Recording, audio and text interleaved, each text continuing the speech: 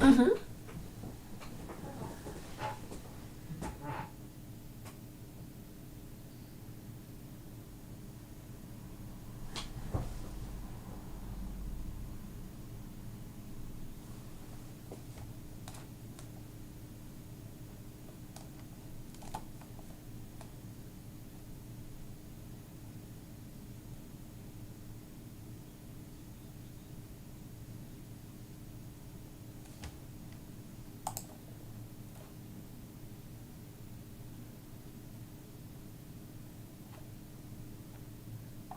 Right.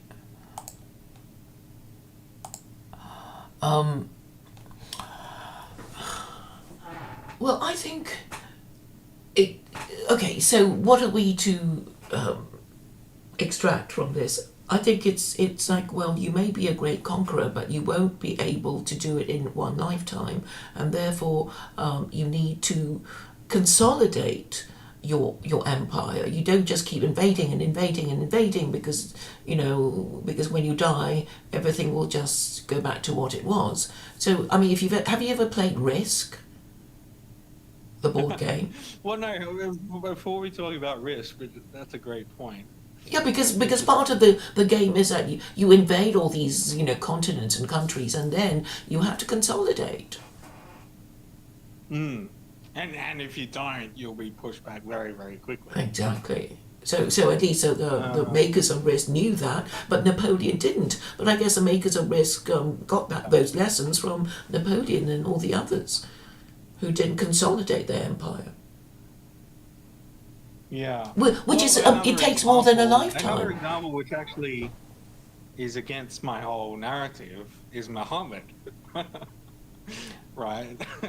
Okay. Now, Muhammad had victory after victory, and yet his legacy continues on today. Yeah, because he had the book, right, and the Muslims will say he didn't write it because he was, he was illiterate. He only recited the words that the archangel Gabriel was reciting, and he just repeated it. I mean, that's a story, and well, I mean, I don't think one man could have, got it all together to write the Quran. I think it would have to be a committee of wise men, to do that. So, but the The point is, Magi, right? pardon? The Magi, wise men in Persian. Yeah, yeah. I mean, the thing is, it doesn't, in a way, it doesn't really matter because, we've got the book. Let's not look a gift horse in the mouth because we do need something better than liberalism, which is basically the belief that our corrupt and incompetent ruling classes can be trusted to make up the rules as they go along. They cannot be Mm. trusted because Can I just bolster your point a little bit more? Go on. I know you were about to say something. This is classic ADD me. I'm sorry. But another example that goes for your point is the kind of the grand narrative of the Jews. Right? So Emperor Hadrian, or was it Hadrian, or one of them, I think it was Hadrian. He invaded, uh, Judea, like modern day kind of Israel, and basically created the dysphoria that he scattered the Jews around the world because he burnt the temple down. He completely devastated. I mean, I think him and another emperor did this, right? The Roman Empire completely demolished the temple to the point where it was dust, right? Because they were rebellious against the empire. And yet today, they have come back with a vengeance. And some could say the Italians, you know, are a poor, a poor kind of backwater compared to what the Roman Empire was. Yeah, yeah, because I mean, you can see the degeneracy, right, of the Italians compared to what they were before. I mean, they're actually known for being crap at fighting. aren't they? I mean, compared to the Germans or the French, wouldn't you say? Yeah, I mean, to be fair, they did incredible work in World War One. Did they? I wouldn't know what mountain fighting is like. Yeah, the mountain fighting in northern Italy was Okay. extreme stuff. I mean, World War One in general was absolutely ridiculous, but yeah, but they did put some work into World War One. So I'm not gonna, you know, Okay, I but wasn't aware of argument, yeah, some major battle fought by the maybe they fell Italians in off. World War One. But, What was this battle of World War One that the Italians fought? it was multiple battles. It was against Austria Okay, in the mountain, right, and it went on for virtually the whole war, right, and it was in freezing conditions. right. Defending their own territory, right? Right. Um, I think up until a point, maybe they switched sides at a certain point, but Right. they did take a lot of casualties, and it was extremely tough.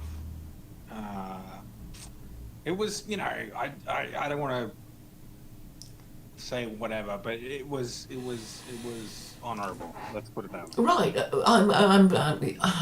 My schoolgirl history did mention that war in northern Italy against the Austrians. It's all about the Western Front, and I guess the other Yeah, parts were. Um, uh, the other wars in other parts of Europe were completely ignored. But what we can extract from um, World War One and World War Two is that Christianity did not protect the Europeans from each other because you know yeah, 100%. Actually, and this is a point because I don't know if you've heard of, and maybe I shouldn't bring him up because I don't really like his face. There's something about him that kind of irks me. But Martyr Made, have you heard of this person? He was interviewed by Tucker Carlson. He talked about Nick Land. how do you spell his name? Martin Made, Martyr Made. He's had a long running podcast, history podcast on YouTube. I can't remember his actual name. I should look it up. It's the Tucker Carlson stream anyway. Well, he's Uh, known to be a historian, is he? yeah, I'm not sure if he's an actual historian or like an amateur historian or whatever. He does a great reading of history though, in terms of like just pure like analysis with no kind of obvious bias or whatever. Um, Mm-hmm. but I just his face is very strange to me. He looks like he's kind of German, or like he should be more German than he is, or something. But there's like some other person trying to get out or something. I don't know. Okay, But maybe you'll tell me about his hot take about I don't know what historical event. well, World War One is his podcast on World War One was just. I mean, I'm a big fan of Dan. What's his name? He did Ostfront or something, which was a word. Oh God, what's this fucking? It doesn't matter. There was this other sort of brilliant. He's you know big on history podcasts, world, American, just like Martyr Made. But anyway, Martyr Made's kind of World War One take. It kind of gave me nightmares where descriptions such as like he got into like Ernst Junger's stuff and Hitler's writings and other people's writings, and not just the Germans, the English writings of just life in the trenches and daily life, you know, on the front and so on. And one of the most stark descriptions, which I cannot get out of my mind today, is metal rain, right? This description of artillery just constantly coming down, and it was just, I think it was Ernst Junger who described it as metal rain. I mean, how poetically brilliant is that? And just so incredibly harsh. Like, just to imagine that in your mind. And like Martin Mate said, it's not like, it's not like just shells are coming down and that's it or whatever. You hear the sound of the shell from over the horizon before it even reaches you. It gets you so fast that you don't know where the explosion will happen. And this goes on for hours and hours and hours. I mean, it's just not, like, it's hell, right? It's just absolute pure hell on earth, right? I mean, it's just incredible. And what really got me about it is, and this is coming from the Germans, so maybe it's not completely true, but apparently there were people kind of clapping and urging them on. I mean, this has happened in Britain as well with the white flower, maybe, or the red flower, I can't remember, the poppy, maybe, whatever it was. The white feather, maybe. Yeah, the white feather, thank you, yeah.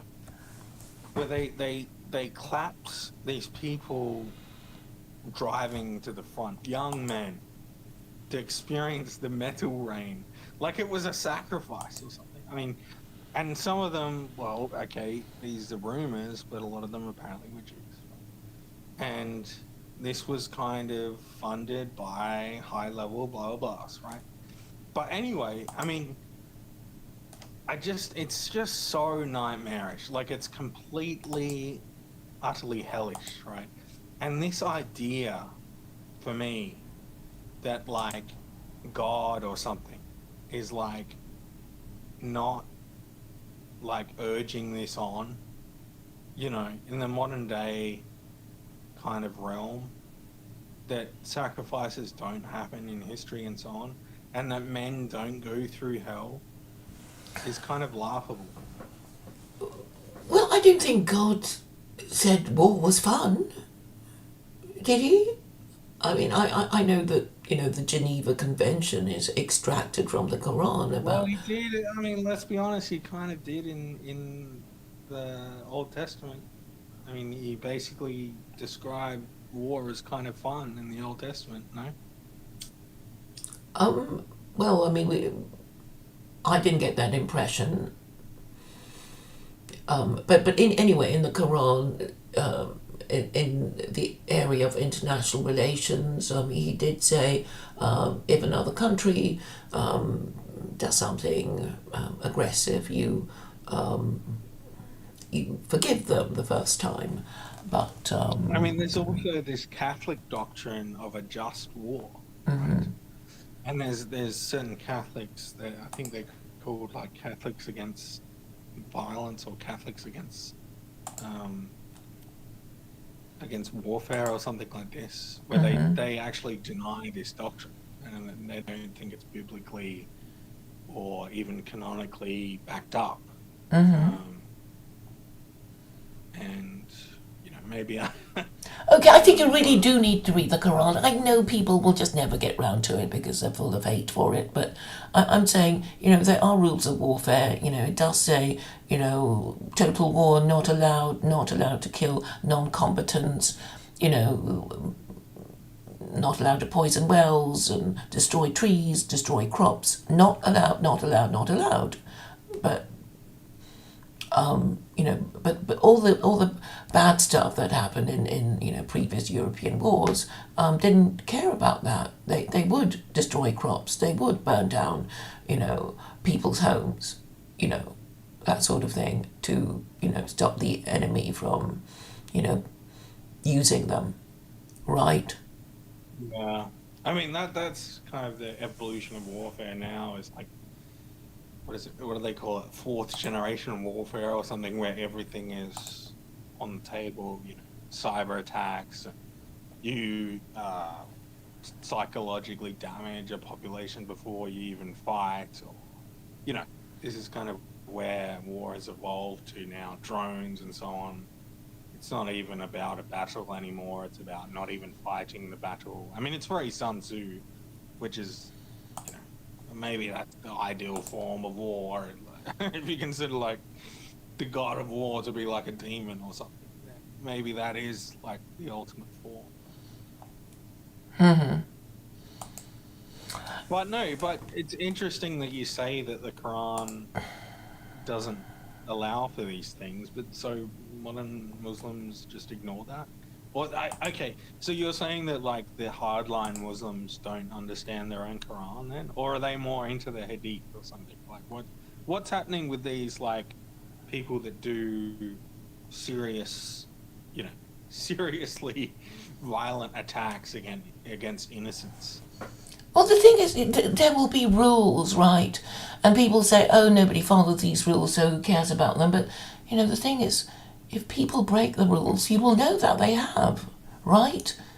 Unless they're stated in a way that is so unclear that you don't know what the rule is, so you can't determine whether anyone has broken them. But that is the whole point of rules.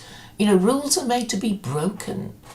I mean, I didn't say that, but I mean, there is a kind of obviousness to it, isn't there? I mean, you say murder is forbidden because there are lots of people who want to kill other people, so you forbid it. You forbid theft because you know that otherwise, people will just take other people's stuff. So, so what do you do when somebody breaks the rules? You punish them. I mean, that's the only thing you can do, right? I mean, so the problem is in enforcement. Wouldn't you agree? I mean, there's no point saying we've got the most perfect set of rules if we don't enforce it. But then enforce it. Yeah, but obviously the caveat to enforcement is control, right? So in order to enforce, you need to have police on your side or whatever. Yeah, so you have to think about who is suitable to become members of your ruling class, and then you think meritocracy, right? You don't want some stupid person just because his father was a king to inherit the throne just because his papa was king. You want the best person. Yes. So here's a great point. So when you talk about meritocracy, and I agree to a certain extent, but there's certain groups of people that if they get in power, they will hire their friends, they will hire their kinsmen, they will hire their brothers and their fathers and their cousins, like the Pakistanis in Nepotism. Yes. Right.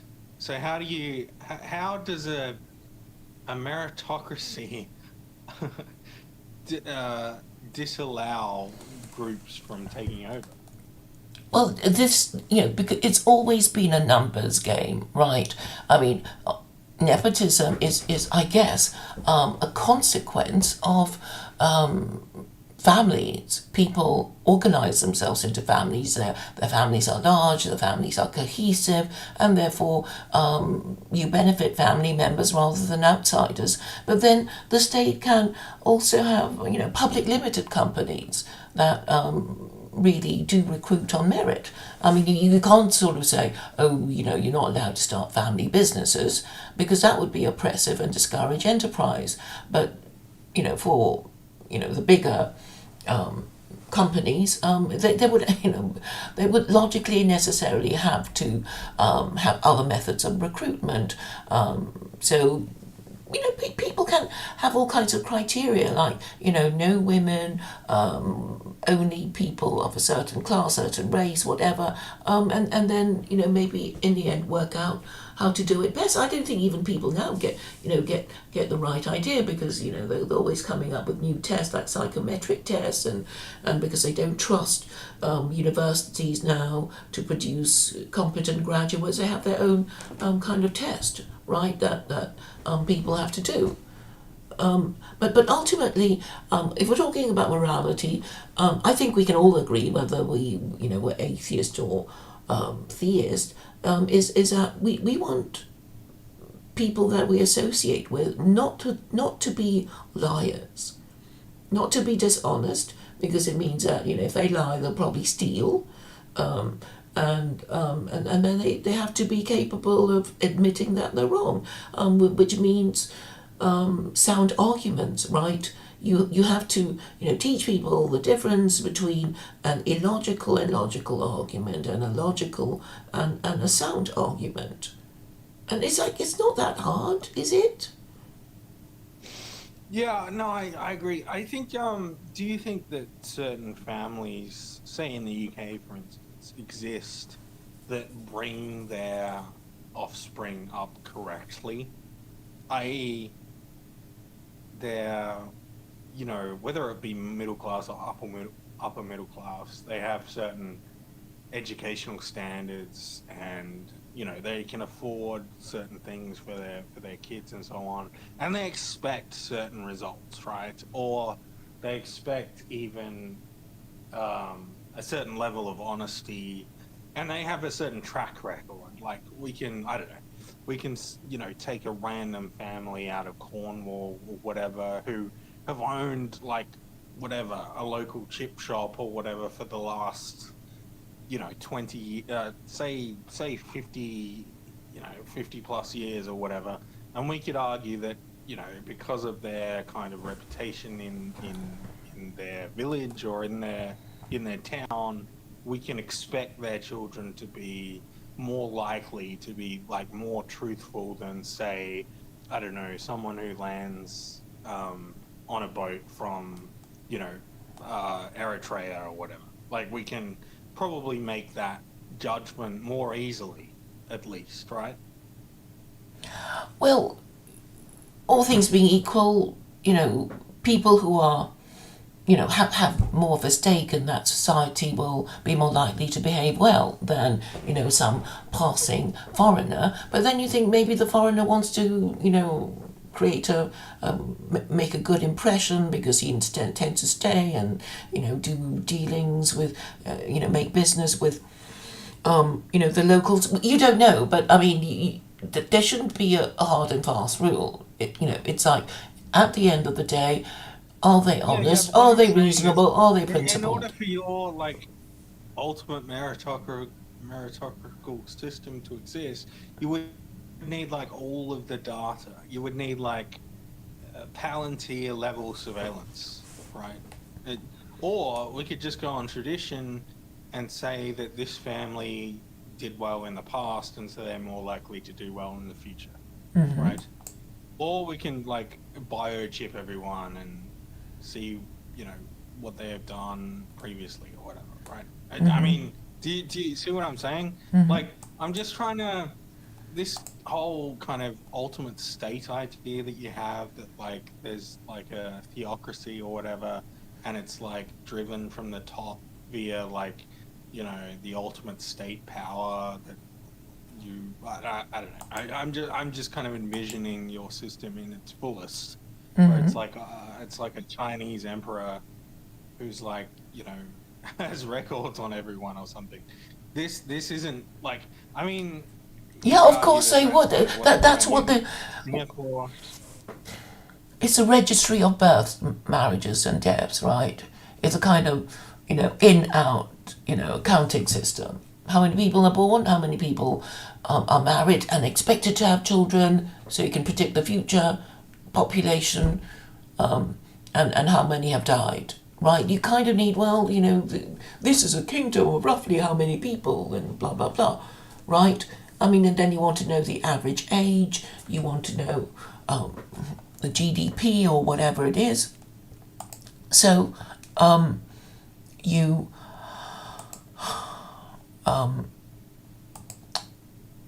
this is really what you need. So obviously you want to know how much people earn. I mean, like the Doomsday Book, right? The Doomsday Book is about, William the Conqueror saying, I've just invaded England. I want to know, how much land could produce, what there is to tax and whatever. So it's nothing new, right? Of course they want to keep tabs on us. That's why they have passports. They want to know who's in the country and out the country and who's coming in. And can you blame them? I mean, if you were running the country, you'd want to know, wouldn't you?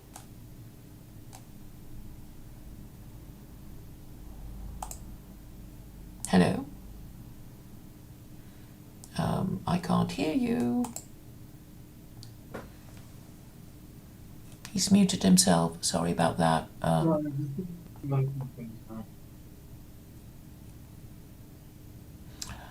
wish I knew how to lock the screen. I am being very stupid.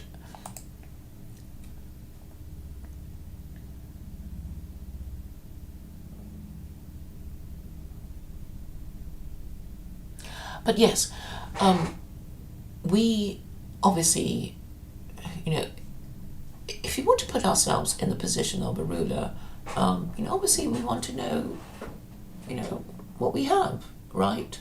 So we can increase it if it's too little, or obviously we need to know what's going on, and we sort of need to know what people think. There's this thing. I think there's this thing called instinct, which is actually more true than anything else. I think this is kind of just my own personal philosophy with maybe very little backing, but I think you don't need to necessarily. I mean, I think that's like we can go back to Napoleon and blah blah blah, right?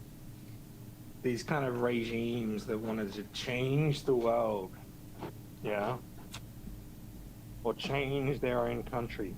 And I would argue at a certain point they were successful, and they should have just given up at that point. Well, okay, I mean, nobody has perfect knowledge, but, obviously once you acquire empire, you try to keep it as long as you can. And, it ain't easy, right? Because, once you have something worth having, other people want it and will try to take it away from you. Or the people, in your group might start fighting each other and, having a civil war, and then your external enemies will come in and clean up. So, we have to watch ourselves. So really, if you think of the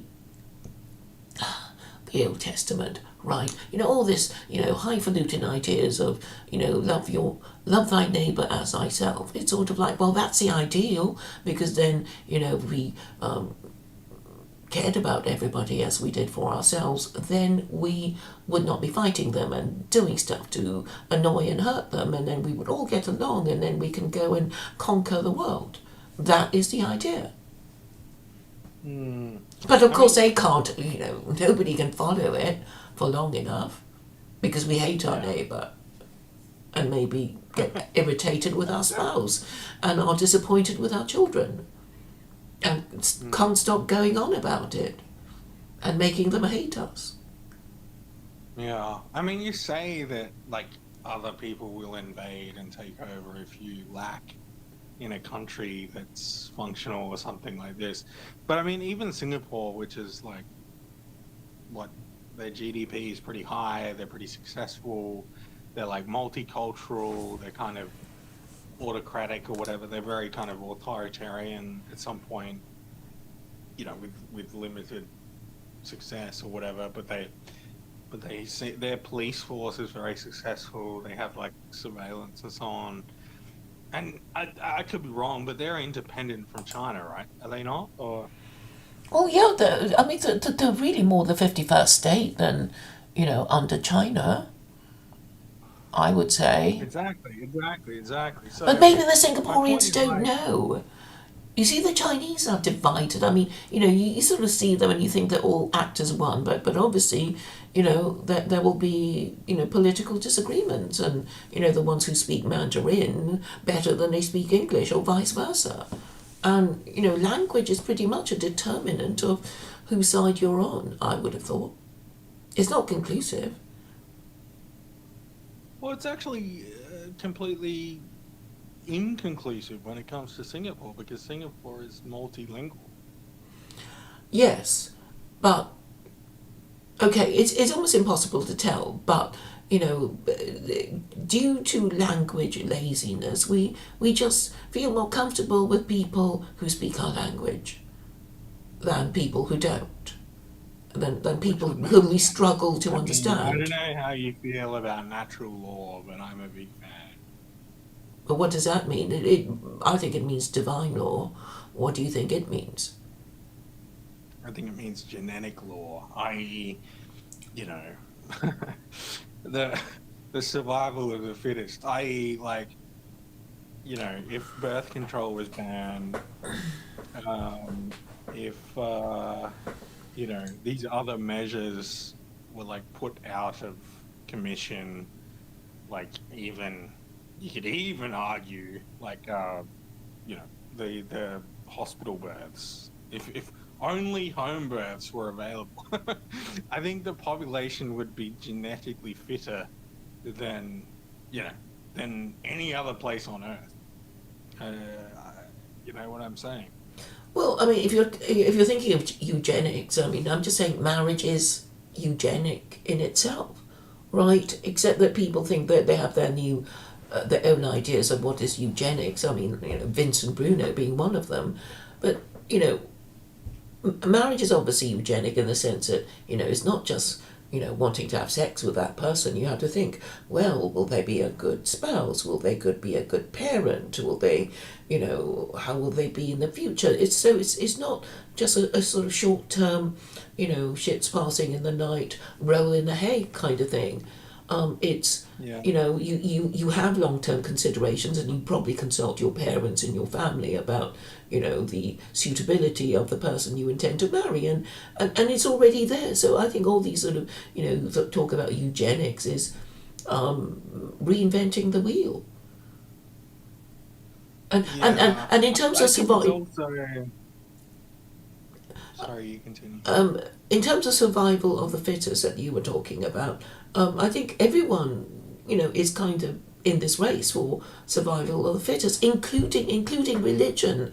And I'm saying, thank goodness there's only five, so we can, at least look at all five of them because they're all world religions, right? And measure the success of each of them. And the only way, the objective way of measuring it is through the acquisition of empire, right? But you may wish to compare it with China because China is sort of it is not Abrahamic, it's not Hinduism or Buddhism, but it's kind of it's secular, right? It's secular. It wants to administer the empire in the best possible way. So there is this aspiration. It's a meritocracy in the because it started this competitive examinations to get into the civil service, which I think was shocking to the Europeans at the time.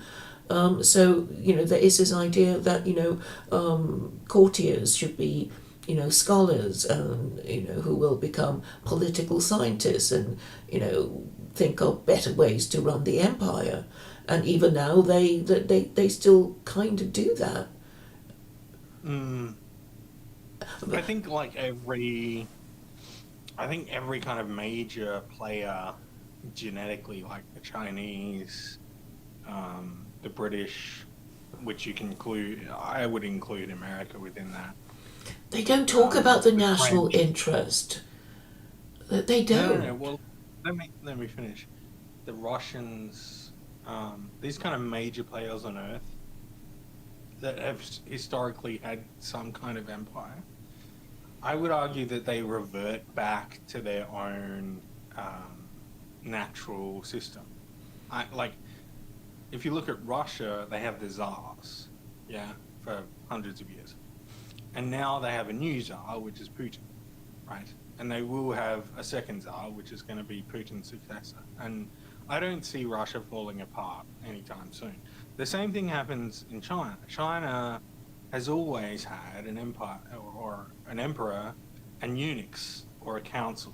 You could call them a loose kind of confederation of elites. And that's what they've reverted back to.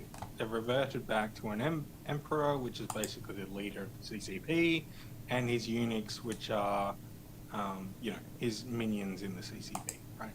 You can look at even the British Empire.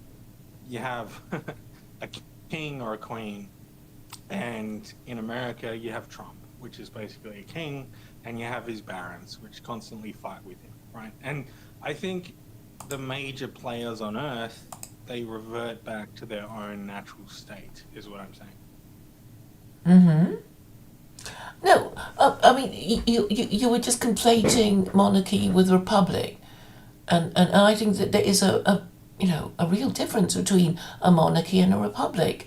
And the difference is that if you're a dictator of a republic, you cannot just bequeath your son your leadership position, and the other people close to power will want it to be the most suitable person, not just because of his, who his father is, right? Because that would be the opposite of meritocracy. Well, okay, maybe America is more of a throwback of the Roman Empire. Maybe. Okay, maybe my point is flawed. I get what you're saying. Yeah, I think the Americans, the founding fathers were certainly aware of, Greek and Roman history, and they probably, wanted to avoid their mistakes. But, had they properly understood the lessons of history? Because really the Peloponnesian War was basically the Greeks destroying themselves and weakening themselves fatally, so they got taken over by the Romans and becoming a province of the Roman Empire. And I think Europe is now a province of the American Empire, but Europeans haven't come to terms with the the reality of their status. And Yeah. this would mean that all European leaders are in fact governor generals of the American Empire answering to Washington. Yeah. And Yeah. and I fear for the colonials in Australia, Canada, New Zealand. You've just kind of been sold to the Americans without even being informed of it. Of course, you don't have an independent foreign policy, and that is the conclusive evidence of being a sovereign country. You have your own independent foreign policy. You can say no to America. Well, Australia has this kind of schizophrenic governing system where they're always trying to play off China with the US, right? I don't. Even though we make weapons deals with the US and so on, You're but we forced to sell buy like, weapons from America. You have to buy your yeah, nuclear well, submarines. maybe, You I don't even have the guess, but we codes to start also, your own nuclear war. You have yeah, to. but we also ship copious amounts of minerals to China and we sell them ports and we make deals with Indonesia that the US doesn't like, and I mean, it goes on and on. I mean, it's Okay. not that simple. Yeah, I mean, you can try to get round it, but the point is that I don't think people really know the reality of their situation, and probably don't want to know it, right? They don't want to. Europeans don't want to know the vassal states of America. I can only say, well, why are you celebrating Halloween? Why are you Europeans complaining that you don't even bother learning your own languages properly, and only concentrate on your English, the better to communicate with your imperial overlords, right? Mm. So, but a lot of it is psychology, right? People don't. There are all sorts of obvious solutions to all kinds of problems, but why don't they do it? They don't want to do it. I don't know if there's even a name for saying, well, I know this has to be done, but I don't want to be the one to do it. It's like, oh, we're being defeated, we have to surrender or they'll just kill all of us, so one of us has to wave the white flag. I don't want to be the one to do it, you know, but it has to be done. Because the answer is like it's kind of obvious though when you hear it, right? Is it's better to to join them than beat them If you because can't it's beat more them, you have to join them. advantageous. Yeah. Yeah, because it's more advantageous for your family in the future. Like if you want your kids to succeed, it's better to join them than rebel, right? Yeah, you don't want them dead. You want, you want descendants maybe, and maybe you don't care if they're, Right. Roman or Anglo-Saxon or Norman or whatever. Or at least you want them to be happy or happier than you were or something, right? Yeah, and really, imperialism is also a cultural exchange. It's not just a conqueror imposing it. He will go native. He will marry your women, and and take on some of the local ways. So I mean, it's not the end of the world. I mean, the most important thing is, are you getting a better deal? Because I mean, the most successful form of imperialism is when the conquered think, well, it was a good thing. Please come back, Roman army, come back and protect us from the horrible Vikings and whoever. Mm. I guess the sort of the flip side to that is you want to be the Roman army, right? You want to be the Goths when Rome falls, right? You want to be, the fledgling nation of, Britain when the Spanish Armada was coming, right? That's where really you want to be, right? Not you specifically. I'm just saying, in a Western man's mind, that's you want to be the person that turns history, or at least involved in that situation. Well, I mean, most people just, want to think that they made the right decision in surrendering or in defending or fighting. I mean, we don't know, but, we. Imperial wars are, basically gambles, right? They can cost much more than we budgeted for. And in terms of money as well as, blood and treasure and morale, etc. So I guess the British miscalculated when they declared war on Germany twice, in World War One and World War Two, and they are even now hiding the fact that, Yeah, it was their fault. I'll They tell did you it to what. themselves. Sorry, yeah. They did it to themselves, Yeah, and they're still exactly, blaming the exactly. They did it Germans. to themselves. Yeah. No, I agree, but they would argue that they didn't they didn't see the true enemy, which was America, right, coming in to save the day. Well, I mean, the Americans, they were told by Washington, do not ever get yourselves involved in the silly wars of the Europeans. It will never end. And they tried to resist it for a bit, but they found themselves involved in World War One and World War Two because it was profitable for them. We can lend them money, Yeah. and they can pay them us back, and we can sell them arms. So, ooh, ain't that great? And then they found No. themselves, ruling the global empire that was the British. And I guess they And don't know how to govern it. you can't blame Churchill for. I mean, you can obviously, but you can't blame Churchill for celebrating the fact that the the Americans would join the war, right, to save Britain or whatever, right? This is kind of the childlike mind of Churchill, is right. But when it came to the British Empire, the obvious miscalculation that they made, and it's very kind of simple. No one ever points this out. By the way, this is going to be a hot take, but it's extremely true, and everyone should listen. Is they didn't calculate the navy, um, the fact that Americans were building ships faster than the English. I mean, it's very simple. It's just it just comes down to that. Like that's all it comes down to. People can argue all day long, how did the British Empire fall? Should they have joined the Germans? Blah blah blah blah blah fucking blah. It turns out you didn't build ships fast enough and you didn't build them well enough. That's it. That's all it comes down to. It's very very very simple. Your audio seems to be fading, but okay. Obviously, people made mistakes, but we can at least learn from them. But sadly, these mistakes are hidden from ordinary people. I was made to learn a different version of history, and it was all a blaming the Germans sort of thing, right? And it was like, well, for the British, you needn't have got involved in a European war.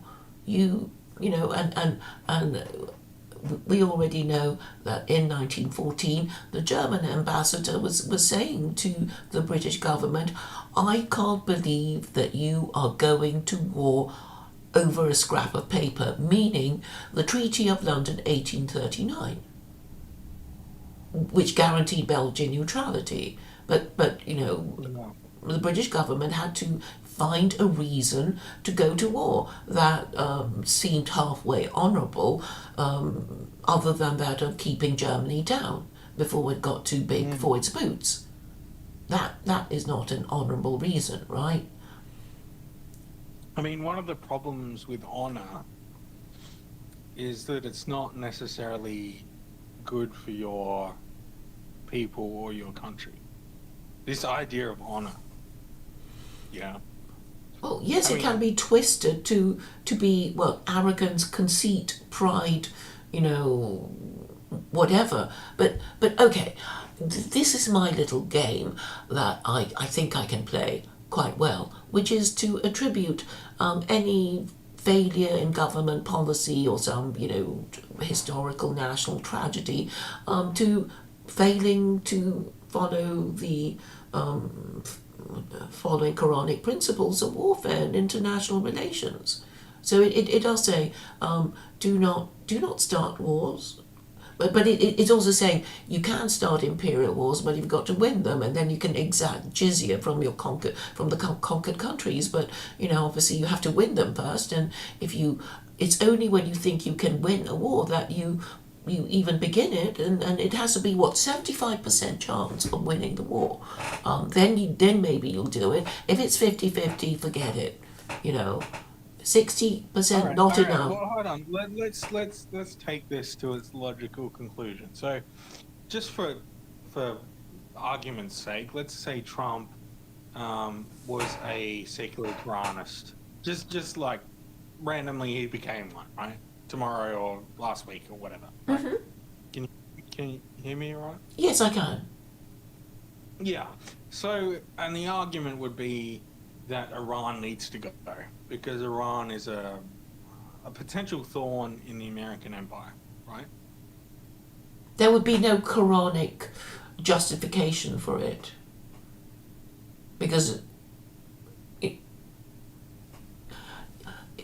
the Quran allows you to wage war on people whom you believe will break their peace treaties with you. I mean, it does give you this get out clause. Like, well, if you think they're going to break your treaty, their peace treaty with you, you don't want them to start attacking you first, you can attack them. But only if you believe that, right? You can't just think, oh, you know, I see you, I don't like you, I'll attack you first. That's not justified. So there's no preemptive war then. Well, you can have a preemptive war only if you believe that the country that you have a peace treaty with is going to break it and wage war on you. You know, such as the Nazi-Soviet pact, right? You know, it was supposed to be, you know, a peace treaty, and then, you know, the Nazis attacked when it suited them. Okay. But what if, like, okay, well that, what if the Iranians somehow obtained super weapons? No, I'm not even talking about nukes. I'm talking about something that was, I don't know, the US had come across intelligence or whatever through Mossad or other secret services that they had recently discovered some, I don't know, laser or Secret weapon weapon. or something Mm. that would just put, you know, or yeah, like a hypersonic missile or something that would like mean that their aircraft carriers would just obsolete instantly. Like, is that not a reason to go to war against them? I would say not, but you know, some people might think it's a good enough reason. But you know, you can have successful diplomacy. You know, like, we don't want to fight with you. We just want to trade with you. We're not going to call you names and pretend you're all kinds of, you know, terrible things. But you know, the whole thing about global media being inconsistent in calling out the human rights abuses of these hated countries like North Korea and all the others is because little North Korea has nukes, and America doesn't dare attack it because it has nukes, and that is why North Korea is so hated. And China, well, China's going to do what's in its national interest. It's not going to be, told by America what to do.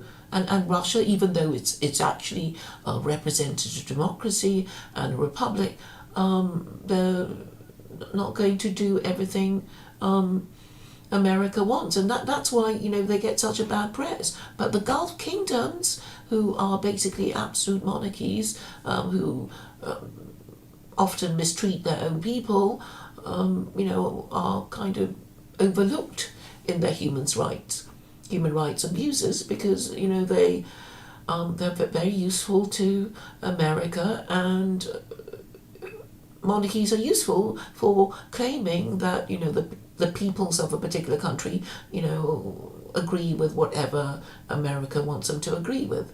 If you can get the king to agree with it, then they'll then you've kind of got a kind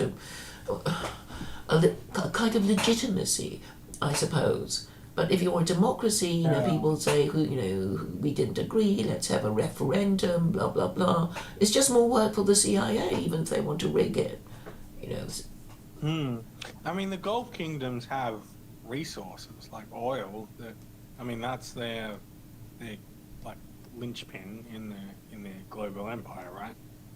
That's the only reason they're allowed, as far as I can see, to exist, is they export oil. No. Yeah, so America doesn't care about their human rights abuses, and also they're being put there by the Sykes-Picot Agreement when France and Britain basically carved up the Middle East between themselves, in a way that would cause a maximum political division, amongst all these people. So, to make sure that, pan-Arabism will never, be a thing, for the Arabs to think, we're going to kick out. Yeah, Yeah. interesting. Because they want their unsinkable aircraft carrier in the Middle East. Well, it's also prestigious, Israel, Holy Land, being run by, the Yeah. Christian nation that is America. I mean, I think whether you're Muslim or Christian, you want to, have the prestige of being the one administering the Holy Land. And previously, Yeah, just like Tony Blair is the head of the new reconstruction of Palestine right now. yeah, but I mean, if you look back far enough into British history, well, actually, you don't even have to look. The hymn Jerusalem, right? By it's a hymn from Blake. Even though Blake was kind of anti-imperialist, they turned it into an imperial poem. With all the imagery of chariots of fire and It's literally arrows of desire. yeah, it's literally the theme song of uh, uh, uh, the English church. The, the yeah. Yeah, and That British. hymn you're talking about. Yes, and have you heard of British Israelism? No, I haven't. No. Well, it's a religion. I don't want to hear about it. No, it's just that I actually know two of them. I didn't know. I mean, I didn't find out, until years later, what they really were, because there was this, English guy I knew from the party, and he was always talking about the Old Testament, and I thought, well, I know lots of Christians, and they don't always talk about the Old Testament, and then I realised he was a British Israelite, as was this other man, whose funeral, Yeah.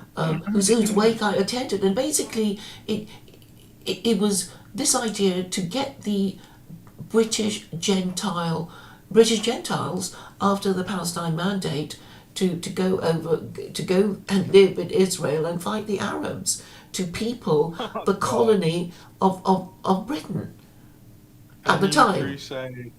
Yeah, I mean, but look it up. It's really fascinating, and obviously they gave up on the idea because they didn't keep the Palestine mandate for long because they were kicked out by the Jews who thought they were going to get national independence, and when in 1948 when the state of Israel was established. But that was what they were planning for, way back in Victorian times, because I seem to remember in my schoolgirl history that Gladstone was going to pick a fight with the Turks over, I don't know, the slaughter of the Armenians or something, but he thought the better of So, it. I mean, I know it's like a trade hub. Well, it isn't actually. Well, it's a meeting place of The Europe and Suez Asia Canal and is a trade Africa. hub. Yeah, yeah, I don't get it. I honestly don't get it. I mean, okay, it's prestigious, and all of all of the books of the Western canon. If you know disregard all the Greek and the Roman texts, apparently, the Bible is everything, and this is the place, on earth that everything matters or something. I really don't understand it from a Western point of view. I don't know. I just don't get it. I mean, I get it from like maybe well, even a Catholic point of view, I don't even get it because in a Catholic point of view, in my mind, Rome is the center of the earth, right? Even the Eastern Orthodox, I mean, Constantinople fell, and so what's the new capital in the Eastern? Well, I don't know, Moscow, I guess. But I don't get it in the Western Christian mind why this territory is important. I Well, really I mean, don't the know. Crusades, come on. I mean, the Catholic Church, I mean, Pope Innocent declared the Crusades. So there was already Catholic imperialism, and now there's Protestant imperialism, right? Mm. And I think the consequence of it is like, okay, so you take over the world and you make everybody your slave and your cheap labour, and they come to your country, and then they'll be saying, oh dear, things are not going very well for you. How about our religion? That will help. So there's a certain irony about it, and I think the Muslims kind of win all the arguments. Like, well, it's the same God, isn't it? Isn't it? Isn't it? Isn't it? It isn't Islam an Abrahamic religion like Judaism and Christianity, isn't it? It's like there's only one Abrahamic God, and obviously, the rivalry between the different Abrahamic religions is about who is worshipping God most correctly, right? I mean, that's really the only argument. And then I guess, the Jews and Muslims, however much they hate each other, will have to agree that God did forbid idolatry, in the Torah, in the Quran. Um, I well, think, by the way, I think the Jew slash um, Islamic Muslim, whatever you want to call it, like relationship is more complex than you would otherwise kind of believe. I think it's a love and hate relationship, of and I course. think um, and I think very often the Muslims are almost more capable at being a what would you call it, an ally than the say the evangelicals in America, right? I think it's hilarious because the evangelicals and the Muslims, that's like the ultimate clash of civilizational like conflict. That's like the ultimate kind of good against evil, whichever way you look at it, right? But they're both tools, and they're both equally complicit in like the ongoing saga that is like Israel. It will always be an ongoing saga as long as Christians and Muslims exist. Because, it's the Holy Land and that's what their book is all about, where their religion came from. But, I think it's quite a logical argument. I think I presented it. I mean, it's like it is true that the Ten Commandments forbid idolatry, and it is true that the Quran also forbids it. But in a more gentle way, like, well, why would you worship idols that can neither help nor harm you? Aren't you wasting your time? Blah blah blah. Yeah. No, I agree. But they're both equally as dumb as well. The evangelicals are like the other side of stupid that the Habibis or whatever they're called, the hardline Islamists are. Like Wahhabis, they're maybe. both like yeah, they're both like a horseshoe of their own like retardation. Yeah. So the solution must be that sensible, educated, wise, impartial people get to interpret the Quran. I mean, that's the only way, because any set of laws is only as good as the people who interpret and enforce it. And if you let stupid, bad, mad people interpret it, then of course your civilization is going to fall. So, I mean, but there are ways around it. It's like, well, a stupid person can at least be honest, and if an honest person wishes to improve himself, he will use reason to solve and avoid problems, right? But obviously you must be moral. You can't it's probably quite logical to say, well, you have something I want, I'll just take it from you because I'm stronger, or and then kill you to stop you from complaining. That would be logical, but it would be immoral and criminal. So, True. You know but what's interesting is, do you know who's getting married? who do you have in mind? The evangelicals are getting married. Do you know who else is getting married? Don't know. Islamists. Well, I mean, they were always hot on marriage, weren't they? Yeah, so it's so funny to me that everyone else in between is not getting married. No, the thing is, if we don't marry, if we don't have descendants, well, they're going to take over, right? That's Yeah, imagine that. Imagine an evangelical slash Muslim alliance. Imagine a world divided by the evangelicals and the mad Muslims. Oh my god. I mean, it's pretty much the world that we live under now. well. Okay, in the olden days, everybody got married before they had children, or anybody respectable, and so the next level competition for people who got married before having children would be we have to parent our children properly. We give them a proper education, vocational training, and this is what I guess Westerners don't do now, because a lot of parents are unmarried parents, and a lot of children grow up in fatherless homes run by their never married mothers, and that Do is you know, do you know who? Do you know who else is breeding? immigrants. I recently found this out. So, well, maybe they're not like that much, but North Koreans. And so, in fact, the hilarious thing about the North and South divide in Korea, is, in fact, if the current trends continue forever, the North Koreans will just inevitably win because the South Koreans have an aging population.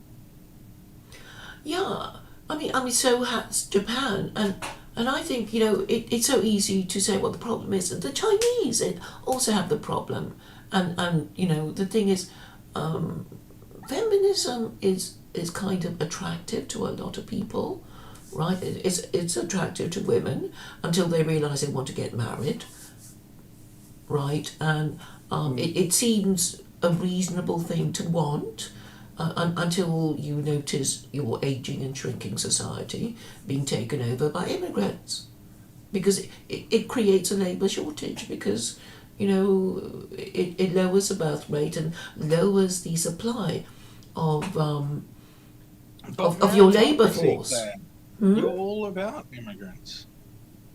I'm sorry. You're all about immigrants, though, because of meritocracy, right? Well, yeah. So, I mean, what I think we should aim for is a society that protects people from crime and fraud and theft and that sort of thing, and encourages marriage, and has good schools for children, and doesn't malignly encourage young people to go to university and get a worthless degree and get themselves into debt and not afford to buy houses. Mm-hmm. That prevents them from starting their families, and adding to the problem of an aging and shrinking group. I think schooling should just be you give a 5, 6, 7, 8 year old like like a whatever, a place to be that you teach them things, and then you just test them on certain like metrics, um, namely like their IQ and their like relationship to others, and what would be another one? I don't know. There's a bunch of different, metrics that they can be tested on, and then that's it. There's no other schooling after that. There's, you put them into an apprenticeship, a guild system. You put them under a master, and they learn things based on their aptitude, and then that's it. There's no other schools. Am I wrong here? I think schooling in general should just be done. I don't, except for like the gifted ones that have an aptitude in like reading and language and mathematics maybe, and other like fine-tuned perceptive things. Other than that, nah, I don't think we need schooling anymore. That's my opinion. Yeah. And I think those who have an aptitude with social dynamics and so on, they'll be fine, because we have we have YouTube. So we just give them YouTube or whatever, and then they can just start a stream and do things. And they don't need. I don't think any person over say 10 needs to do anything. Like, and if they're talented in sports or physical things, they can join the army or join a football team. Like, that's it. That's it. I mean, what else is there? I don't understand school. School is ridiculous. It's just propaganda now. So you can go. Well, I mean, I guess when you say propaganda, you mean stuff that isn't true. But then, it's always political, what is propaganda and what is, education. But obviously, you should be running your country properly, and you should at least ensure that there is a sufficient labour force to do all the things that need to be done. And you can't make them all graduates, because it's just dumb, isn't it? Because That's why we need graduates to are set not up the guild. workers. That's why we need to go back to the guild system. So the guild system is basically you have a master that specializes in a certain trade, and this can mean anything from watchmaking to I don't know, to Well, learning how to use a carpentry power. and construction Yeah, and carpentry, all of no this more stuff. cowboys. Anything that builds civilization, right? Building a house, electricians, all of this stuff. That's just a guild. And am I wrong? That's just a guild. And the guilds should be led by experts. And we know who these experts are. The experts are the people that are successful in their field and making money from their profession, and anyone that you know wants to say, "Oh, this is an archaic idea" or whatever. This is bullshit. This is how civilization is built, and we still live in a semi-guild system. Even though the HR lady says we're not, or whatever, right? Look, I think the problem is fundamentally education. So I'm glad we're focusing on that because it's going to, take up a lot of people's energy in saying we have to change the curriculum yet again. We have to change the examination system yet again. And, but once you change it, you have to stick to it because it drives teachers crazy, right? Changing the curriculum every few years to teach some newfangled method and, a new story and history and whatever. Things should stay the same. But the only thing that will stop the world from spinning so quickly is to have an official moral system. And, I think Australians are subject to it. Did you have anything called fundamental British values or something, fundamental Australian values kind of thing being pushed for you between the years 2010 to 2015? Well, I mean, the things I remember about my education were, one thing was there was an attractive teacher who was like half Japanese. Right. First love. In grade four, who, like, I don't know, just didn't care about anyone or anything, and she just like didn't teach anything, but she was attractive. That's one thing I remember. The other thing I remember is there was this old German guy called Mr. Wilhelm, who, like, when he spoke, his like spittle would come out of his mouth. But he went on these long religious lectures because he was like staunchly Lutheran, and he went on these long religious lectures about, like, I don't know, Lutheranism and like different political topics. And this was in like grade 5, which he shouldn't have even been teaching grade 5-year-olds, right? But he just lectured us. But it was great. I mean, that was the best thing ever. And then all of the other stuff, I could have just learned, I don't know, I could have learned all of the other stuff just going on the internet or like just playing outside. Like, literally, I don't know. Well, I remember my history teacher, Miss Young, doing the goose step from the top of the class to the bottom of it. Oh my God. Yes, like she was John Cleese from the Ministry of Silly Walks. I just remember we were completely open-mouthed watching her. But she was great, she was funny and always complained about our English, which was never up to the standard of properly describing the historical events and explaining historical causes. And I also remember Mr. Beeching saying, what was he saying? Yeah, he was going on about the Judeo-Christian heritage of the West, and that was the first time I heard about it. And I think he just meant, some semblance of biblical knowledge. That would be a start. And then I realised, only recently, that before this term came up, like before the war, people would just talk about Christian values, or Christian morality, and then it became the Judeo-Christian heritage of the West. So they completely, just changed the form of words to mean something else. And this is so sinister. I mean, my point is, like, they were a bunch of clowns. Yeah, and then you enjoyed it because... We should have never... I don't know. It's just like, okay, the only reason I was at school, I guess, is because my parents had to work in order to pay for my school fees. I mean, I went to a private high school, right? I remember, like, 5 or 10 things about my high school. One was the IT guy was like uncommunicative. He was such like a nerd that he couldn't even speak to students. And he basically just ran computer programs that, we just looked at a screen and did our work because of that or whatever.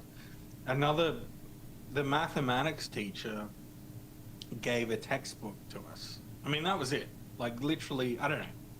I would love to be a teacher. Oh, because I you feel think like it's it would easy. be the easiest fucking job in the world. Mm-hmm. The other one I remember, he he was a physics teacher, and he didn't even realize when I made a Freudian slip when I said the sun goes around the earth, when in fact I meant the earth goes around the sun. He called me out on that in like the way that, you know, one of my fellow students would. Oh, you idiot. Like, he didn't actually say that, but whatever the words were, obviously the earth goes around this. It's like, yeah, I know, dude. I made a mistake when I was like, I wasn't trying to say it like that way, as in I believed it or something, right? And then the other one, and he was the one that said, "Oh, you should do physics," right? He was obsessed with this idea that I should go into university and learn physics. But maybe I should have. Maybe I would be happier now if I learned physics properly. The other one was this history teacher in a very, like in year 12, which I did like high level history in year 12. And she was always on about time management and stuff like this. And she would say this phrase constantly: if you leave the exam to week 3, then you shoot yourself in the foot, right? And, and I always used to bring up to her, like, isn't that what they say about Hitler, that he shot himself in the foot? Did he? Why would he do a thing like that? Sorry, I don't even get the week 3 exam thing. I don't get it. It's okay. It's okay. But the point is, she had nothing to say or do, or there was nothing there. It was just these kind of sayings that she would say to every student that she had, and literally it was just have a textbook and read this. Like, that was it. Like, it's like, thank you. And now I have YouTube, so your job is you're out of a job now. Well, yeah, they're going to use AI to teach the next generation because it's cheaper, right? Well, I think that's the maybe next stage. Maybe that's better. Well, we won't know till later. But, the thing is, we need to relate to each other a bit better, right? So we kind of need to, be in the same room and talk to each other and try to work out what the other person is saying and their, psychological profile, whatever. Because if we don't, then we won't be able to manage our relationships properly, and particularly the important ones with, our parents, or, siblings, our spouses, and our children. And Yeah, I think we need to ban. Well, we can't ban AI, obviously, but I think, like, obviously, technology is bad. I mean, there's a dynamic within, like, the teenage rebellion situation, right? It goes back and forth throughout the ages, right? The teenagers always rebel against their parents. And so you had Gen X, which rebelled against kind of the complacency of, I guess, the sons of the boomers or the boomers themselves, right? And then you had, what was the next generation after Gen X? Gen Z? Gen Z? Yes. And Or millennial. Yeah, but Yeah, that's the why we had this idea millennials to. went like full gay, and then the Zoomers are like apparently more like, against that or whatever. It just goes back and forth every Yeah, generation. which is why you need something like religion to say, well, you have to marry before you have children, you have to respect your elders, because these ideas are ancient and universal, right? Because they already knew that teenagers would disrespect their parents and want to try all kinds of things that would be bad for them, which you can forbid using a moral system and the law and social pressure to kind of discourage that sort of thing. And that's why people have this thing called religion, which stops you from having to relearn all these painful lessons of history.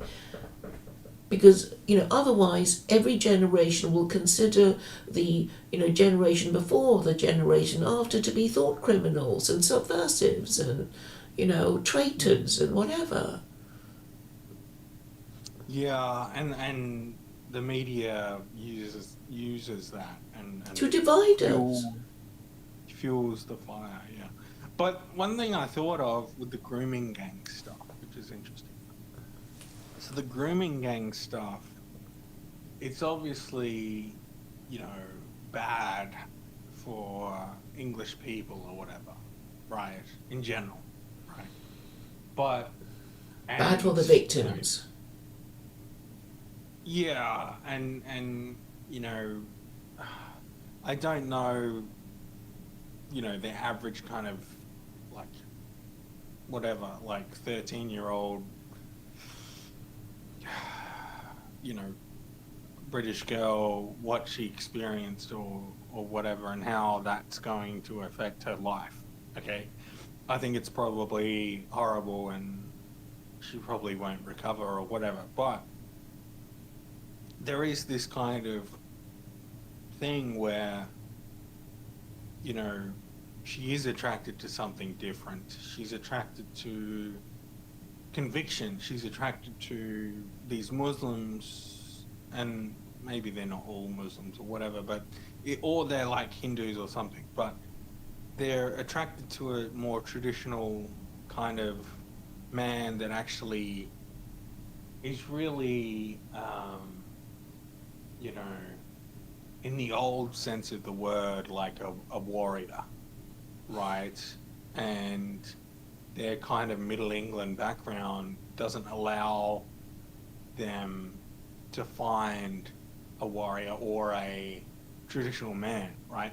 And so they go to these hotels or these parties or whatever to meet these people, right? Because it's exciting, and it's also it's a need, right? Because the liberal worldview, the liberal kind of order that we live under doesn't allow for a woman to really, you know, find a traditional man or whatever, right?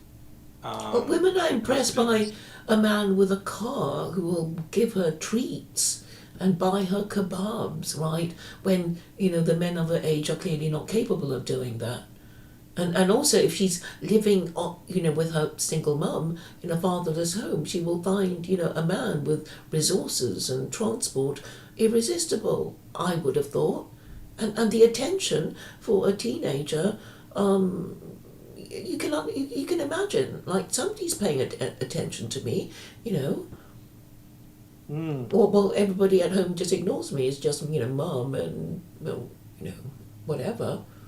So mm. just Well, giving yeah, somebody attention is but what you're saying is the home was broken before the fact. yeah, and the What thing. I'm saying is, and you may be right, there's probably the majority of the cases. But what I'm saying is like, maybe the seed was there, like i.e. liberalism led to the fact that these so-called men, and I wouldn't call them men because they're disgusting people, but these men that are in this foreign land have more of a, I guess you would say, a backing from their group. Well, that is the And then thing. so they're basically like Vikings. They're like invaders, in the way that they have like a group that is like supporting them. I think you make an interesting point about these more organized um, child prostitution gangs. It's like, well, if there's going to be child prostitution gangs, it's going to be white child prostitution gangs from local men, right? I mean, I'm sure that sort of thing used to go on before, right? I mean, that there will always be child sex Well, predators. that's the point. That's I'm not okay. That's not the point I'm making. Okay, I know the point I you're making. You're saying, I would actually argue that that didn't happen, right? Okay, maybe within certain feudal, like way back in the past, maybe, but like not. Victorian England was rife with child prostitution. I know because I read it. I was told this when I was doing British social and economic history.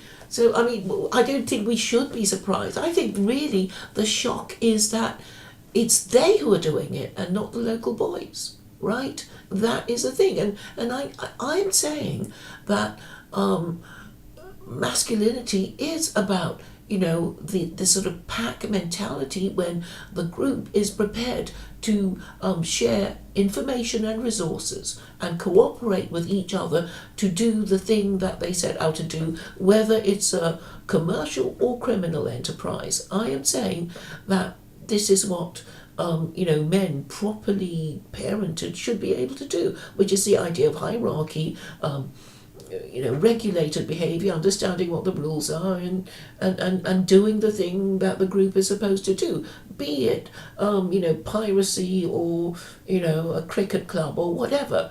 But you need rules for these things, and obviously if you grew up in a home with siblings and a father, you instantly understand, this hierarchy. Like, mum is, you can appeal to mum, but the final court of appeal is dad.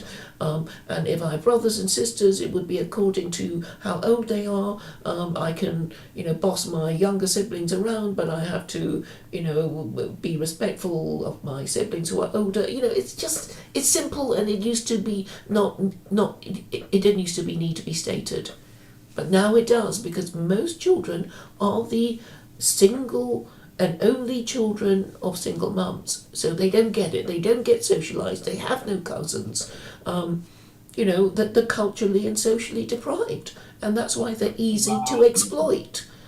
Compared Yeah, to, I mean, I knew all of this, but I'm really depressed. That you No, just no, I'm explained just it. saying it can be easily corrected, but only if people say, well, obviously that was a problem, and obviously a lot of people had a lot of vested interests in not stirring this hornet's nest. These Labour MPs up north who relied on the Asian vote, right? They're not going to be, taking a position, that, instinctively they would want to, not upset their constituents. And also for the cops, it's actually very hard to, they hate all these, she said, he said, and, they regard these matters as domestic disputes. They don't want, to deal with, they call the husbands,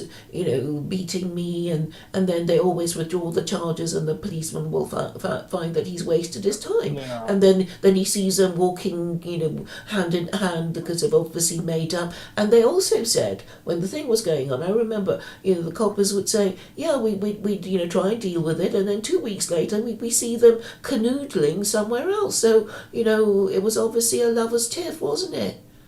And if we, kind of said, well, white girls and brown men are not allowed, and we they will be accused of racism, wouldn't we? So we just left it well alone. Why wouldn't we? And even if we didn't, it wouldn't. It would reward police time, because 2 weeks later there'll be, friends again. So you can understand the police standpoint about not wishing to deal with, these incidents that do not result in arrests and convictions. Mm. But I mean, I think the important difference is that these Asians who grew up in homes with a father were just better organised than all these white men who I assume are still in a majority, who don't seem able to work with each other. I think that's the difference. Interesting. Well, I mean, if you look at all the gangsters, organised crime, they're not local men. It's all given over to foreigners. They're all foreign gangs, foreign gangs. Yeah, but it's because our civilization has fallen. I mean, it's because the British Empire has fallen and the old order has fallen, right? Like, so yeah, in the Catholic world, there's always a mafia, right? In Ireland, there was a mafia. In the Italian world, there's a mafia. In France, there's a mafia, right? The the Catholic sort of order allows for mafias, okay? Just in Mexico, especially in Mexico, right? That's a prime example. And so that's how their civilization grew, right? Within Western civilization, i.e., like the British, there was no mafia. And the mafia was actually the police or the government. or whatever. Yeah. Or And the so, pirates. The sure, privateers. Yeah, exactly, like the Navy or whatever, right? But now, if without the protection of the Navy or the police or the government, there's no mafia left, right? And so suddenly when these foreigners come in, they have their own mafias, and we, or the British, they don't know what to do because they haven't evolved to like protect themselves, right? Because they no longer have the protection of the family structure. So they don't understand. They're not socialised. They can't That's read what I'm each saying. That's what other. I'm saying. But Yeah. they've never had that structure, is my point. They've always had a strong empire or a strong government to keep them like protected, No, right? it's Like a welfare the Victorian state. age and so on. It's a welfare state that has taken away the family structure, because in the olden days, I'm sure family members hated each other, but they knew, they couldn't get protection or, money from anyone else that wasn't a family member. So they would put up with, family members treating them like crap, right? That was what they did. And because of the welfare state, it's like, well, I don't have to put up with this anymore. But then the price of this was that they couldn't get on with each other, even as family members. And I've spoken to so many white men. No. But what I'm saying is, Claire, I don't think they ever got along, is what I'm saying. And I think They were it was forced to get only... along. They were forced to get Well, along. okay, I mean, they would no, make jokes in about the family higher reunions and their mad echelons, in the uncles and their higher mad aunts. Let me finish. In the higher echelons of society, they were forced. But in the middling kind of classes of Western society, they were never forced because they had complete protection to be individuals, right? Did they? Yeah, but why else would they not have a defense mechanism now? No, I'm just saying, if you don't have your primary group, which is your family, right?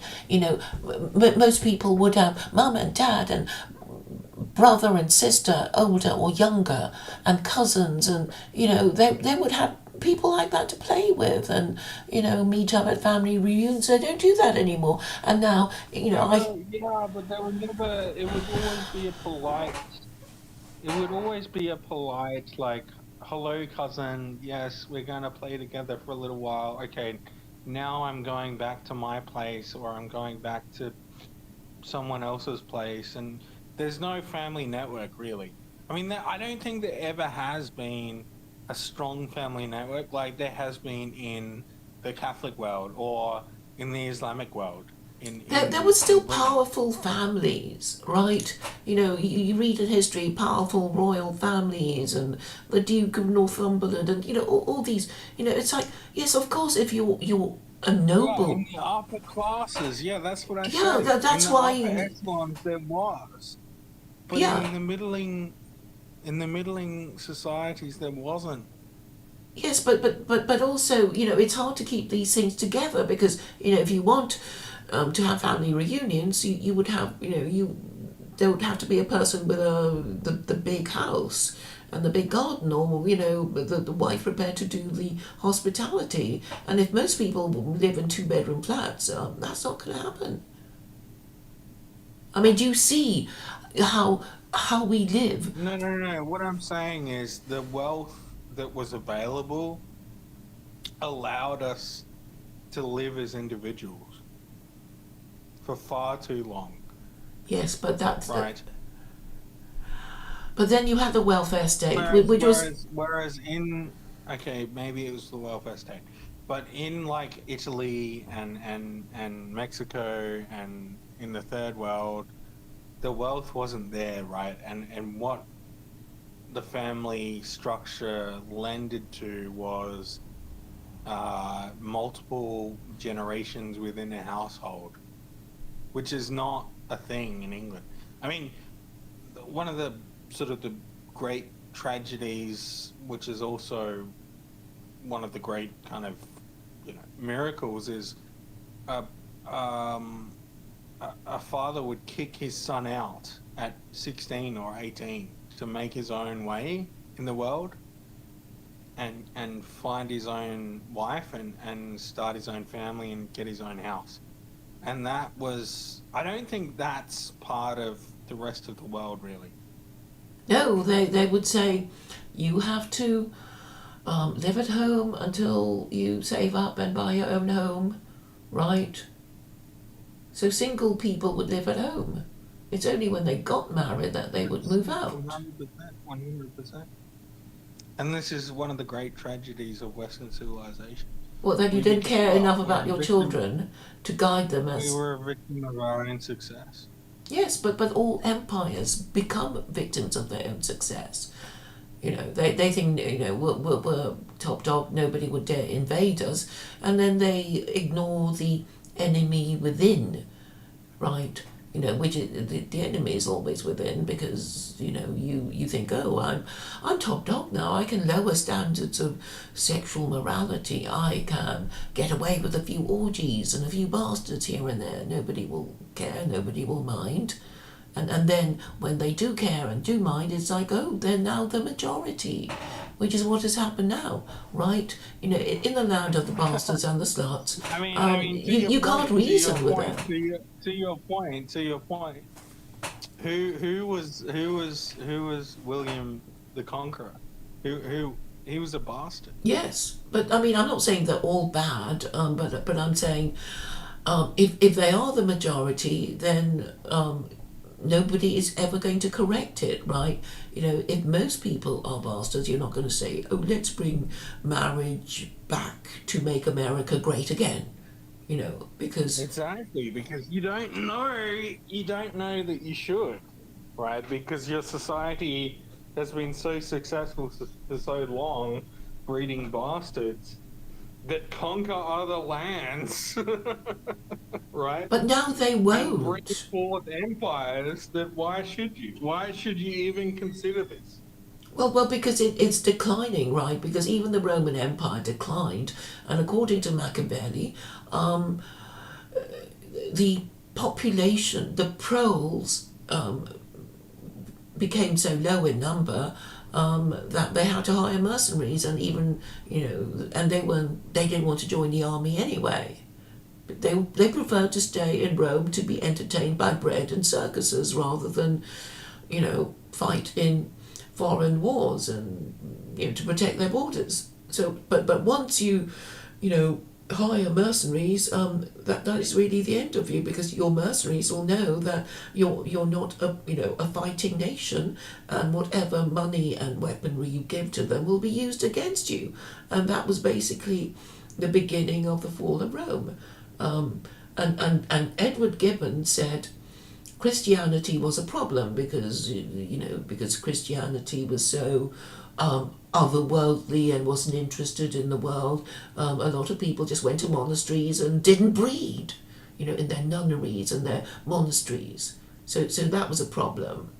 And I suppose eventually people will think, well, I don't really need all that stuff. I don't really want to be a wife or a husband and bring up all these pesky children. If the option of going to a monastery to be gay, and apparently they were quite, vicious and ignorant, according to a book that I'm reading now about the monasteries. They weren't educated.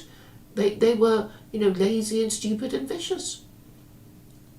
So, I think Gibbon was right in saying it was Christianity that ended the Roman Empire. I know it's not a popular view now, but I don't see how you can argue against it.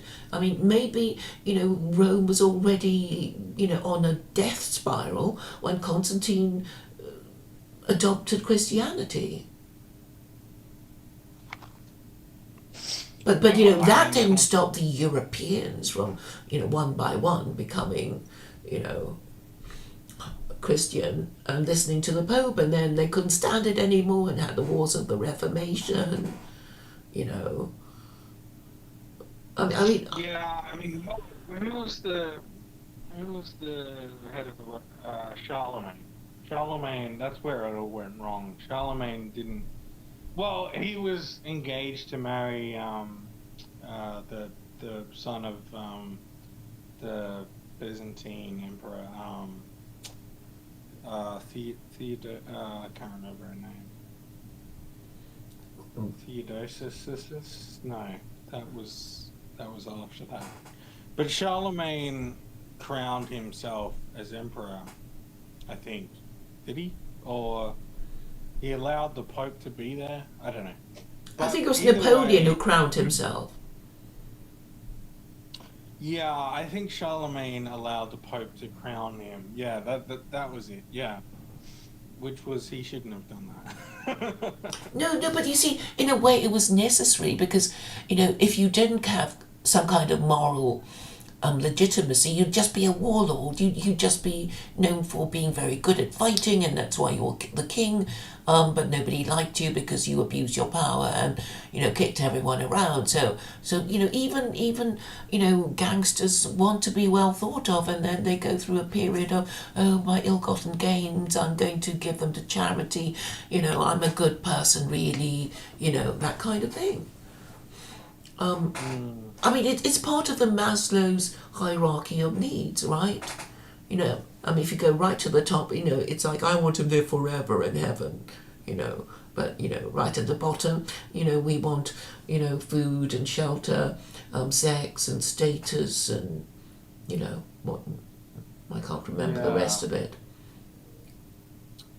Yeah, what was I going to bring up? Oh, yeah, because I think we should, sort of near the end of our epic conversation that didn't really go anywhere, but it was good. I think it was good. Yeah, some people will get some things out of it. One thing I wanted to leave it off with, and this is going to be graphic, so get ready. Strap yourself in. No, but I just wanted to bring back eugenics. So I don't know if you had this conversation, but I recently had this thing where young Dickie Spencer was talking to this guy who I really don't know who he is, but he looks kind of weird to me. Is like Nova Harari or something. Oh, Yuval Do you know who I'm Harari. talking about? Um, Yeah. is it Yuval Harari or Yoram Hazoni? Because No, it was Yuval definitely the. Harari has a husband, right? And he wrote Okay. *Sapiens*, right? Okay. Yeah. Okay. It was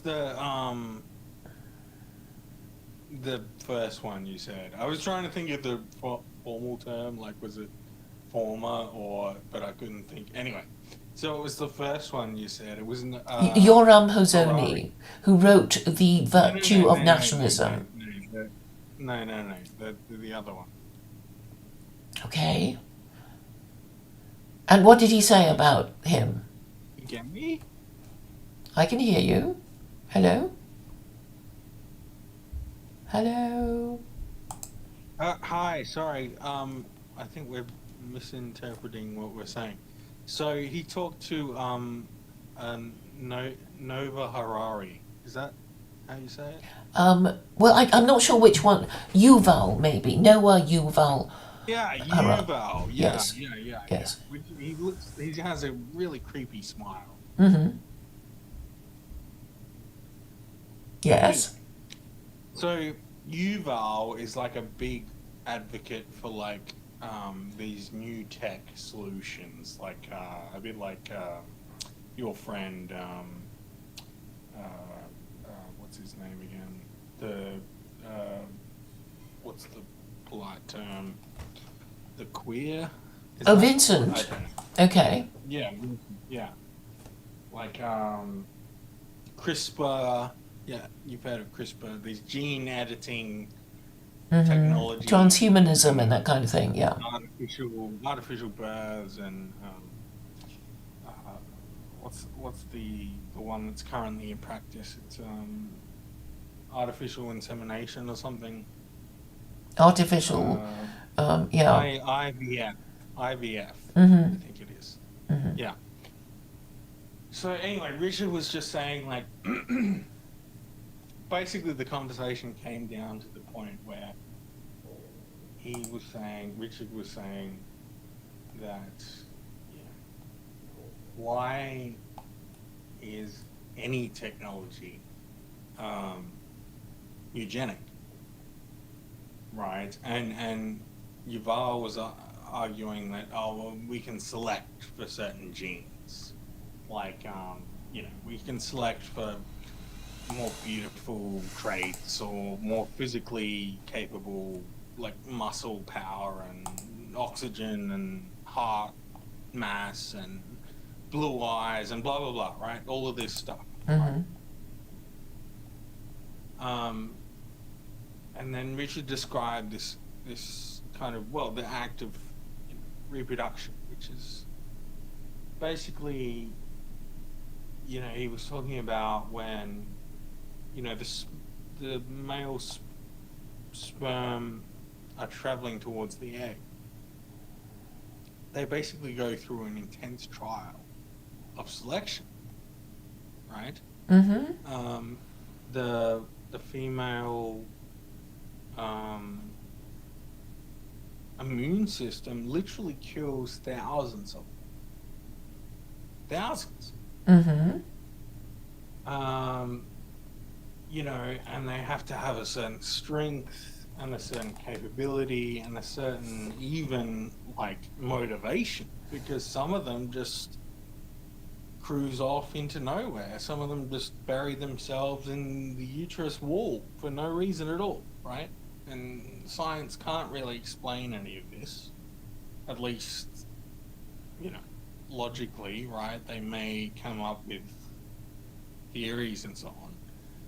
Anyway, so we get down to the fact where, so you get like 2 or 3 or 4 individual sperms that have gone through this whole trial of selection, it's just biological selection, right? That's evolved for millions of years. And the egg actually also selects the sperm. So there's a number of sperm that actually surround it, and they will actually reject one or two of the first sperm that come in contact with the cell wall of the egg, depending on the certain frequency or speed or whatever it is. And scientists, again, have never really explained this properly. And then, and then one gets through, and then, a miracle is born. So is that, and this is what he asked the transhumanist. He said, like, is this not, we pretend to understand eugenics, but really we don't, because what is happening here has evolved beyond our understanding, right? And he argued, but other people that wouldn't otherwise have bred can breed now, and in fact, you shouldn't be worried about this because the number one earners in the US or whatever use this technology on a daily basis, and so they're very trustworthy, very very kind of socially capable people, right? And he said, well, yeah, but they can't breed though. And should they be allowed to breed? Like, so what we're saying is we're going against God's plan. We're going against God, and we're saying we want these people to breed that shouldn't have otherwise been able to breed. And so therefore, if you project this into the future, right, if you really consider the process into the future, you have a bunch of people that are weak, that are very technically capable, that are very socially capable, that are high earners, but they can't breed, and the only way they breed is through IVF or through technology. Yeah, and they won't easily, outbreed, the hoi polloi who can, just have sex with each other in male and female pairs and produce children. So, so Vince's idea will never take off, just because it's so high maintenance, right? It's high maintenance. Well, this traditional family structure is, quite easy to organise once you understand the rules. No one can have children without a marriage licence, and once you marry, you have to take your parental responsibilities seriously, and the purpose of marriage is legitimate children. You just have to kind of lay it out, and once people understand, they'll follow it. If the government says, and we're going to treat, married parents as privileged over non-parents, and never married parents as sex offenders. Once you do it in this very clear way, people will know what to do. And of course they will expect, some kind of reward for doing these things. But yes, you will have to, rearrange the furniture of their mind. And also acknowledge, past mistakes of, not managing the labour force properly, which is basically what happened in 2 world wars. Like, you destroyed your labour force by letting all these men die, in an unnecessary war that didn't bring your country glory or victory, and now you're in hock to the United States. But yes, not many people understand, everything in terms of that, and it's like, but Christianity, but you don't really believe in it. And it was only yesterday when this American I was talking to said, yeah, we're all atheists. Even those who claim we're Christian, we're basically atheists. That's why we can't, and they can't make up their mind. They will never give you a straight answer. So one day they'll say they believe in God and Christ is King, and the next day they'll think the whole thing is stupid, and you can never, get them to make up their minds. I actually know people like that. So they can never decide on a course of action and stick to it, because they are not making up their minds. And they don't see any point in doing that. So, one day they might feel like God exists. They had a good day, but they're not going to take the whole thing seriously, because all their atheist liberal friends are going to treat them like a moron if they even discuss theology, unless it's amongst other Christians. But Christians will never discuss theology with, Jews and Muslims, unless they go to Speaker's Corner, when they find that they lose all the arguments. But yeah, I think things are cooking, and it is fundamentally how we're going to arrange the furniture in our minds. And if we decide not to believe, then it means that we're actually quite easy to threaten and bribe by bad people in charge. So it's only when you say, well, you'll punish me, but I'm still going to do it, or reward me. Reward me for doing the right thing. I mean, that's a bribe, isn't it? So even that is corrupting. And therefore, people won't do the right thing for the right reasons. So they may know in theory what is the right thing to do, but not do it because they don't want to be cancelled.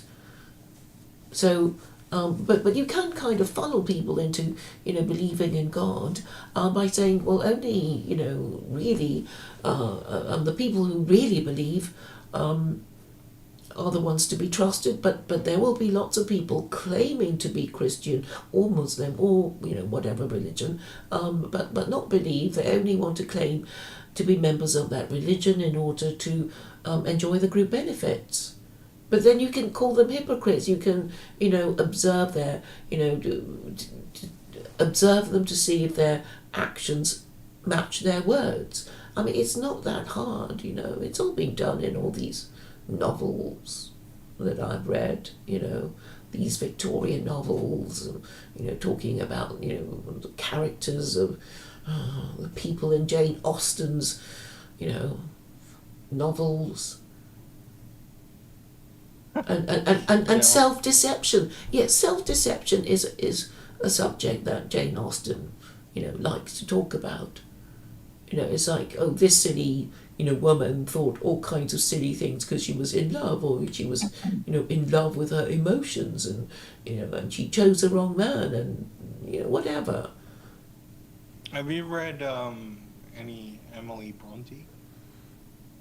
Yes, Wuthering Heights. It was, I had to read it for A level. Did you enjoy it? What did you think? Well, it's kind of very dramatic and emotional. And Kate Sure. Bush wrote a song about it. I know that. But yeah, Jane Austen I had to do, and I quite enjoyed it because, there's a lot of, character analysis, and, also thinking of, should I marry him? He only earns, so much a year, it's not enough, but whatever. But yeah, all these fine calculations are necessary for us to decide on, the right partner. And I think, because people think, I'm never going to have sex, marry somebody I don't fancy. I guess a problem would be that, but if you meet someone and have sex with them on the same night, and the sex is great, then you're not going to really be examining the flaws of their character, are you? Mm. So I think that's a kind of back to front problem we have, which maybe we're not going to correct in time, but it's easily explained. The main issue with these kind of technological solutions that I was talking about before is it will eventually become mainstream because these technologies are getting cheaper and cheaper and cheaper over time, right? And in fact, Vincent can kind of celebrate his victory at a certain level because apparently the Chinese have this. They have an artificial womb. Which they're going to put on the market next year. But we'll see, because, I would be the first to admit that the Chinese can be mad and silly too. So, They're certainly not traditional. Well, I mean, from their point of view, it may be like a bioweapon. It may be something that they would like to sell to Western plebs, right? Yeah, but the thing is, you can do it the old-fashioned way, and it's free and cheap. You just have to choose the right person that you think you can bear to share the rest of your life with, and they have to want to Yeah, do the but, same but but thing. what I'm saying is it gets so kind of dark where, I don't know, someone mentioned this. I can't remember who it was, but someone could breed children for exploitation, for trafficking, for instance. They could literally set up thousands of pods, and make a business out of it, right? On the black market. When What this sort is of actually, slaves, creatures, and slaves? Back to the original subject, right? yeah. What you created is your slave. Hmm. But I think it would be quite easy to ban them and destroy them Mm. because I mean they're so high maintenance too. I think we should. I Yeah, think that's a definite point of agreement. I mean, I agree with um, you know, 45, 50% of what you said, but definitely that one. Yeah. yeah. I mean because I mean, it's obviously an evil. the mother has It to needs to be bond with snuffed out. her child, and it's all the expectancy. Oh, I can feel it kicking, darling. Can you hear it? Blah blah blah. It just kicked or hiccuped or whatever, and this is the expectancy that a woman can enjoy, being pregnant, being asked if it's a boy or a girl, and do they know, and all the sort of fussing that women get. It's part of the process of bonding with the child, and Yeah. they think, oh, perhaps it'll be a genius, but perhaps it'll conquer Europe or whatever it is. You can have all these silly fantasies about what a genius your baby is going to be, you know but maybe you won't Plus, I quite feel mean, that. like, it's kind of obvious that women have this within them, right? Like, I mean, not any woman over 40 without kids, but basically all of them. They have cats, they have dogs, they have some of them, the rich ones in the US have big cats or even pigs, right? I saw this recent trend on TikTok called My Miniature Pig, right? And they have like a family of pigs that they care for. Yeah, I mean, it's disgusting, but it's also, it's kind of part of their nature, right? well, I mean, that's why men prefer dogs, right? They want unquestioning adoration, which they don't get from a cat. While women think, I don't need unquestioning adoration. I just want, something to stroke from time to time, who doesn't make a mess and doesn't need to be taken out for walks. Yeah, but you also get these women who have like big, huge dogs. Like, I get these women around here in my neighborhood that walk around with these massive dogs, and you just know they can't control them. Like, if if the dog decided to fucking bolt off the leash or do anything that the woman wasn't physically capable of, that dog would be gone. But it's also like they think that the dog is their protector against like a potential rapist or something.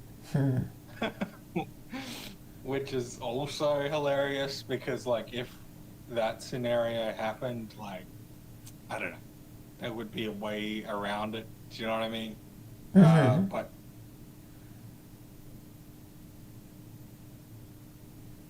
and so it turns out it's just dangerous because they don't have control of their dogs, and they could like maul a child or do anything because they really don't have control. Do you know what I mean?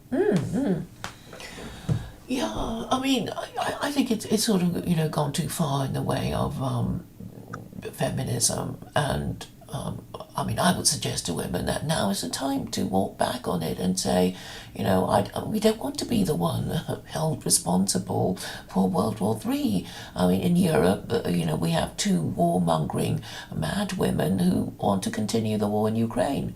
And I think a lot of women will get the blame if they, are seen as feminists.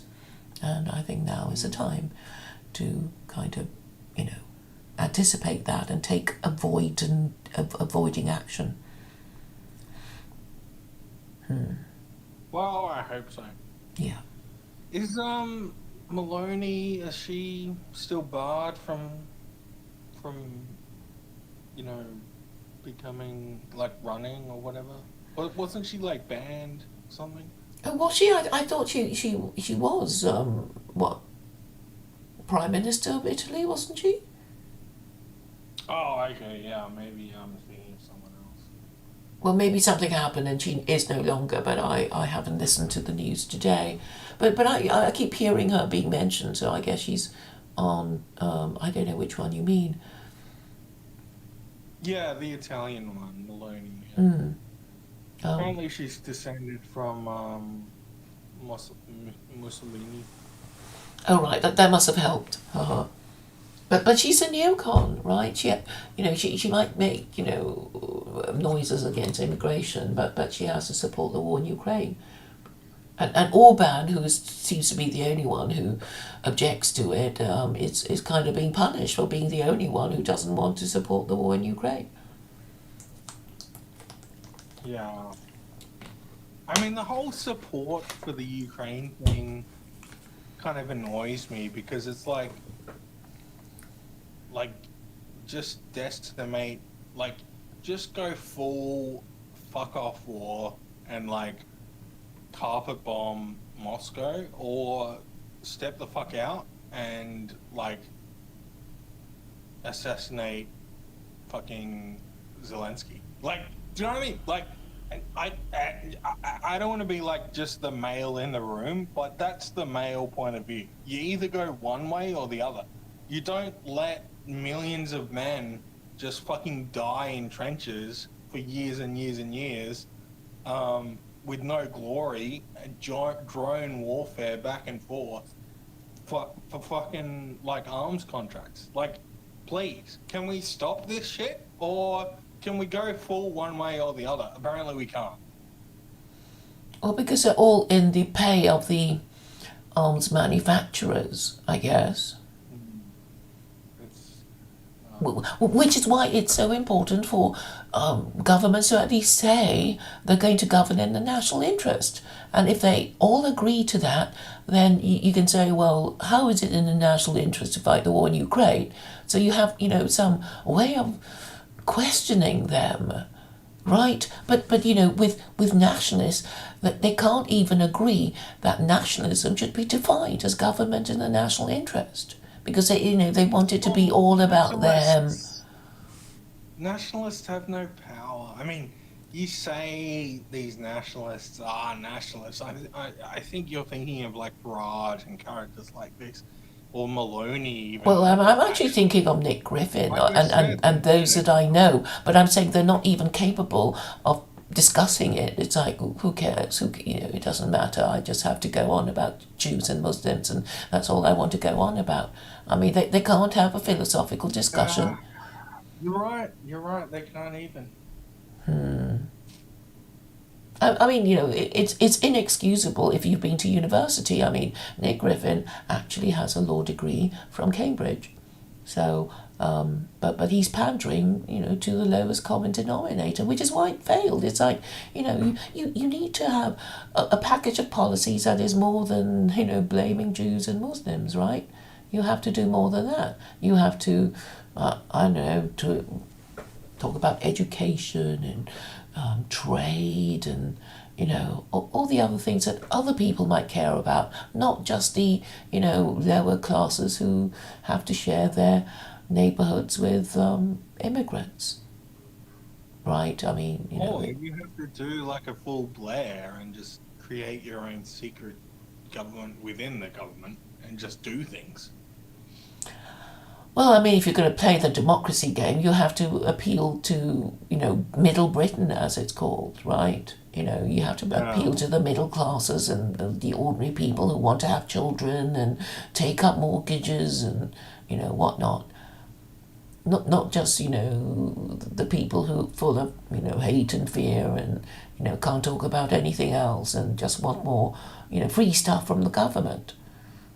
I mean that's why they can never, question the welfare state because a lot of their voters depend on it, and most of the men are not marriageable. They never Plus, were. these people shouldn't be voting. Anyone who on welfare, anyone who doesn't own property really should never be voting. I don't know. I mean, I don't know if anyone should be voting at all, but Well, I would agree with that. at least have a stake in the country. Do you know what I mean? I mean, I would say I would forego voting if I felt I could trust my government, but I would, want to vote in other ways, like I don't know, the representative of my group kind of thing, right?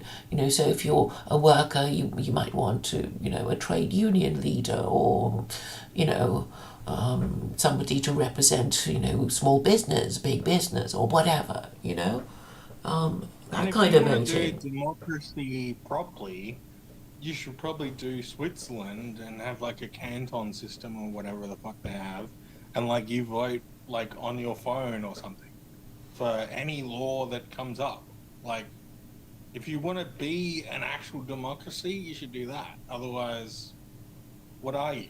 I don't know what you are. You're just you know, a government that does things that the people don't like have a say in. Well, So I guess you're not a democracy then, right? Well, I mean, even China and the Soviet Union, I mean, they were using a system called democratic centralism created by Lenin, right? And it's basically a one-party state, but that's not confined to just the commies. I mean, the Nazis and fascists were one-party states. I mean, at least they saw the logic of, well, once we take over the country, there's only going to be one party and it's ours. But at least, if you opposed the party, you would see it as your goal to take over that party and control, that only party and maybe call it a different name. But all these elections and, people just don't solve the problem. They just think, well, I'll just wait for the next election and vote again, and hopefully it'll be a better Yeah. government. And then just not make the connection that every time you vote, the government gets worse. So stop voting. you know. Yeah, but apparently, Claire, my Anglo boys that I talk to, all they care about is democracy and individualism and liberalism because these are English ideas, right? And so they are stuck to them to their deathbed, I guess. I don't know. I don't always. But the thing is, you can show the failure of liberalism. It's like, well, okay, Australia. It's like, why do you call the Conservative Party of Australia the Liberal Party? Why? Isn't it a bit confusing? Don't Australians share the same political traditions as the British? Of course they do. I mean, the thing is, they haven't even bothered, kind of tidying up their words to make it make sense, right? So you guys, you don't even have a Supreme Court. Your highest court is your High Court. That's pretty low, right? But I guess in the olden days of empire, you'd go to the Privy Council or something. But you don't have that anymore because officially you're supposed to be an independent country, or are you really? Because you seem to share the same monarch as the British. So it's all confused. They're never going to explain it properly. You still have a Governor General, which is obviously a colonial post, and everybody is confused, and nobody's asking these, I guess, boring questions and maybe upsetting questions. You know Yeah. that I think only a lawyer would ask, and then I realise a lot of Australian lawyers I've talked to are not at all interested in these, um, names. But I They're mean, obsessed with English common law for some reason. there's The nothing. Australian, I mean, my friend, the Australian lawyer that I'm a great friend with, but he's obsessed with English common law. It's like, okay, yes, that worked in a certain time in a certain place, right?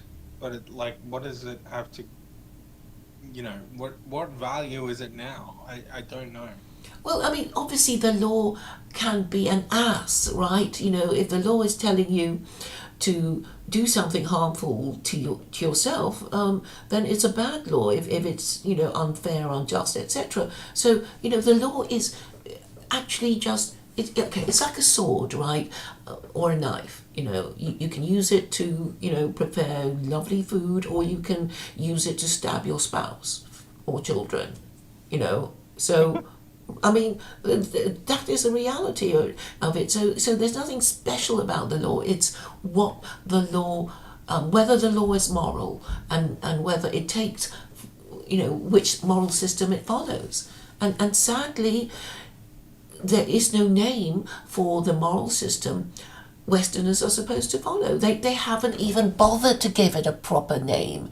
At least the Chinese say, oh, well, our moral system is socialism with Chinese characteristics. And it's like, yeah, but what sort of system do you follow? Australian, New Zealander, British person, European. It's like, oh, it's just whatever shit our leaders cook up from their parliament, and that's our law. It's like, well, do you even trust them? No. Right? And that is why so many people are mentally ill. You know, there actually is Well, no back to moral the foundation back to to any the of our title laws. back to the title of our stream. Is like that's kind of my point. It's like even a politician in Australia is a slave. I mean, he may think he has a grand job. He has a privileged position in society in parliament, right? But like he's still a slave, and on multiple levels, not just to the British, but also to the Americans. I mean, he's a double slave. Yeah, yeah, and I think if you accept that the Abrahamic God exists and we are all his slaves, though some of us don't know it. The next question is it better to know that you're a slave or not to know? And I think the answer must be we should know the reality of our position so that we know how to act correctly and get better results, and not knowing who we are, and always doing the wrong thing, and yeah, suffering for not knowing who we are and what we're supposed to do. So now, I mean, the system is so corrupt that men and women don't know if they're men and women, or there's some kind of political controversy about defining what a woman is. But that's just to kind of give men. It's like, oh, men, if you're really upset about being men, you can become women too. Which is of course a thin end of the wedge, because I think a lot of men think women have special privileges and want to become women. And if all the men become women, then who will protect the women? You'll be ripe for invasion and exploitation. Mm. So I mean, ultimately, gender differences can only be preserved by the practice of marriage. I mean, we don't care about our gender roles because we don't think we need to perform them in order to have sex with each other, right? So that's why nobody cares, you know. But if we were looking for a spouse, it's like, yeah, we want to perform our gender roles, and women will say, oh, I'm so pretty, I still look so like cooking and cleaning and looking after the children and my man, and I would love to do that. I'm just looking for the right man, and the man will say, oh, I'm so tall, I'm so wealthy, I'm so high status, and I've got a great job, and blah blah blah, and that is how Currently, what is happening? the women are like, oh, I earn this much. I work in this position. I am this certain, hierarchy in my job. I don't even do this many hours, but I get paid this much. And oh, I'm so important in my own mind. And therefore, you as a male that works way more than I do and earns way less than I do, you are no match for me. You are nothing. You are, a slave. And I will never go with you. But I would like to find a man. Oh, where are the good men? Where is a good man? Oh, the good men don't exist anymore. Oh, so I'm gonna have to buy some cats. Or I'm gonna have to find the the local Muslim leader that owns a criminal network or whatever, and he's so much higher than I am in the society that we live under. Yeah, I mean, I guess women are. I guess to a certain extent, we should give some consideration to money and power, because you want your children to be supported, etc. So women have to think of practical things like, well, if I'm going to marry, I'll get the most high status man I can find, and obviously I will want somebody taller and richer and higher status if I can. But then they should also be told that after a certain age, your marriage value as a woman goes down. You know, but then it seems nobody expects to marry now. Plus, you get this factor where certain men have a certain amount of wealth and they use it to enslave multiple women, even though they don't know they're enslaved, and run certain online, let's just call them investment schemes, where the women exposes certain parts of herself online, and basically you get this kind of pimp prostitute situation, but they don't know they're pimps and they're prostitutes. You know what I mean? It's like this man owns... I heard of this thing where on Twitch, which is a computer gaming streaming platform, there's multiple of these VTubers, right? And these VTubers are just like female voice actors.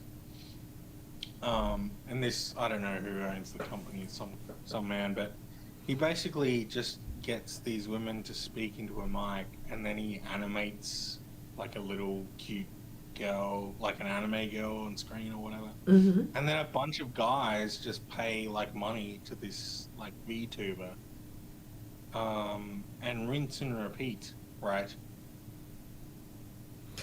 Yeah, so they have this attractive anime, and it's calling, addressing them by name and knowing their details and knowing how to talk to them, and is that what you mean? Yeah, basically. I mean, maybe I should do this. Well, I I've been guess. thinking about it. Well, tell me how it goes. But I mean, even on YouTube, when you post in the chat, it's always nice for somebody to acknowledge your presence and, say hi and use your name. And that's why, on live chats, on YouTube videos, you get all these morons saying hi, hi, hi. It's like, I'm here, acknowledge my presence. Which I think is so sad. It's like, well, why don't you just say something when you do have something to say, and not just say hi, But Oh, yeah, it's just like, what are you doing with your life? people just want to be acknowledged.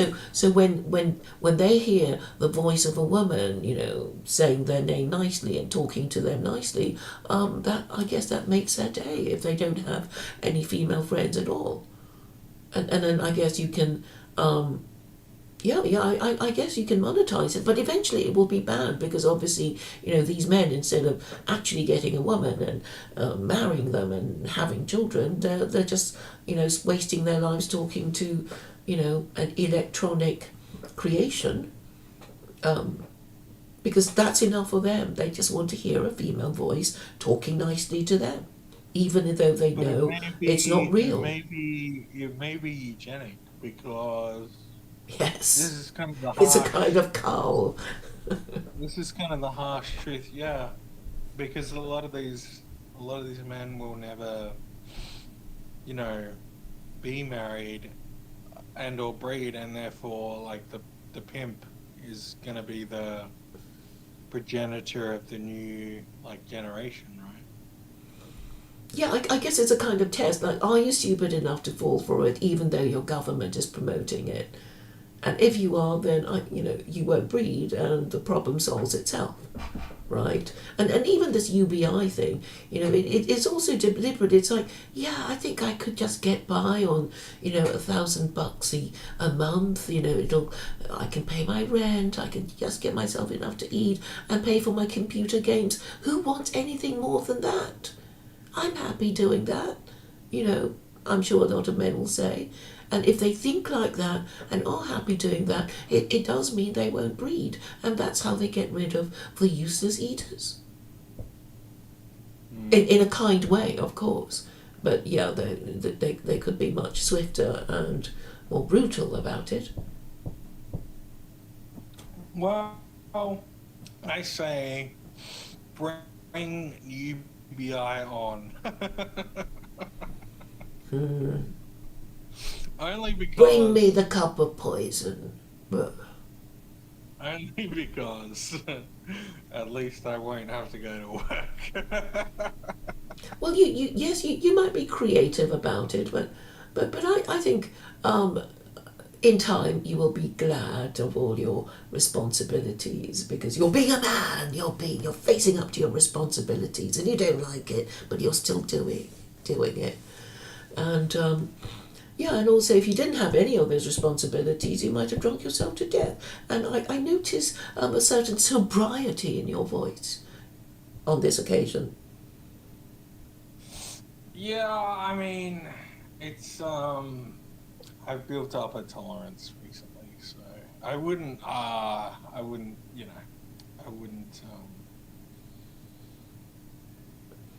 Well, I think you should have a talk show. I think this is how you should market yourself. That you're this host of, the philosophical drunk or the philosophical reformed alcoholic or whatever it is. I think I think you'd do quite well.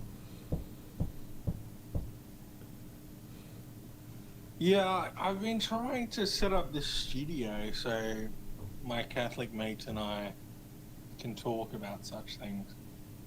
What You know, online? we're kind of what's the word? Molding it on like the Sam Hyde show, not the Sam Hyde show, but the other one he has with he just has a bunch of comedians in the room that are like his mates, and they just talk about current events and stuff.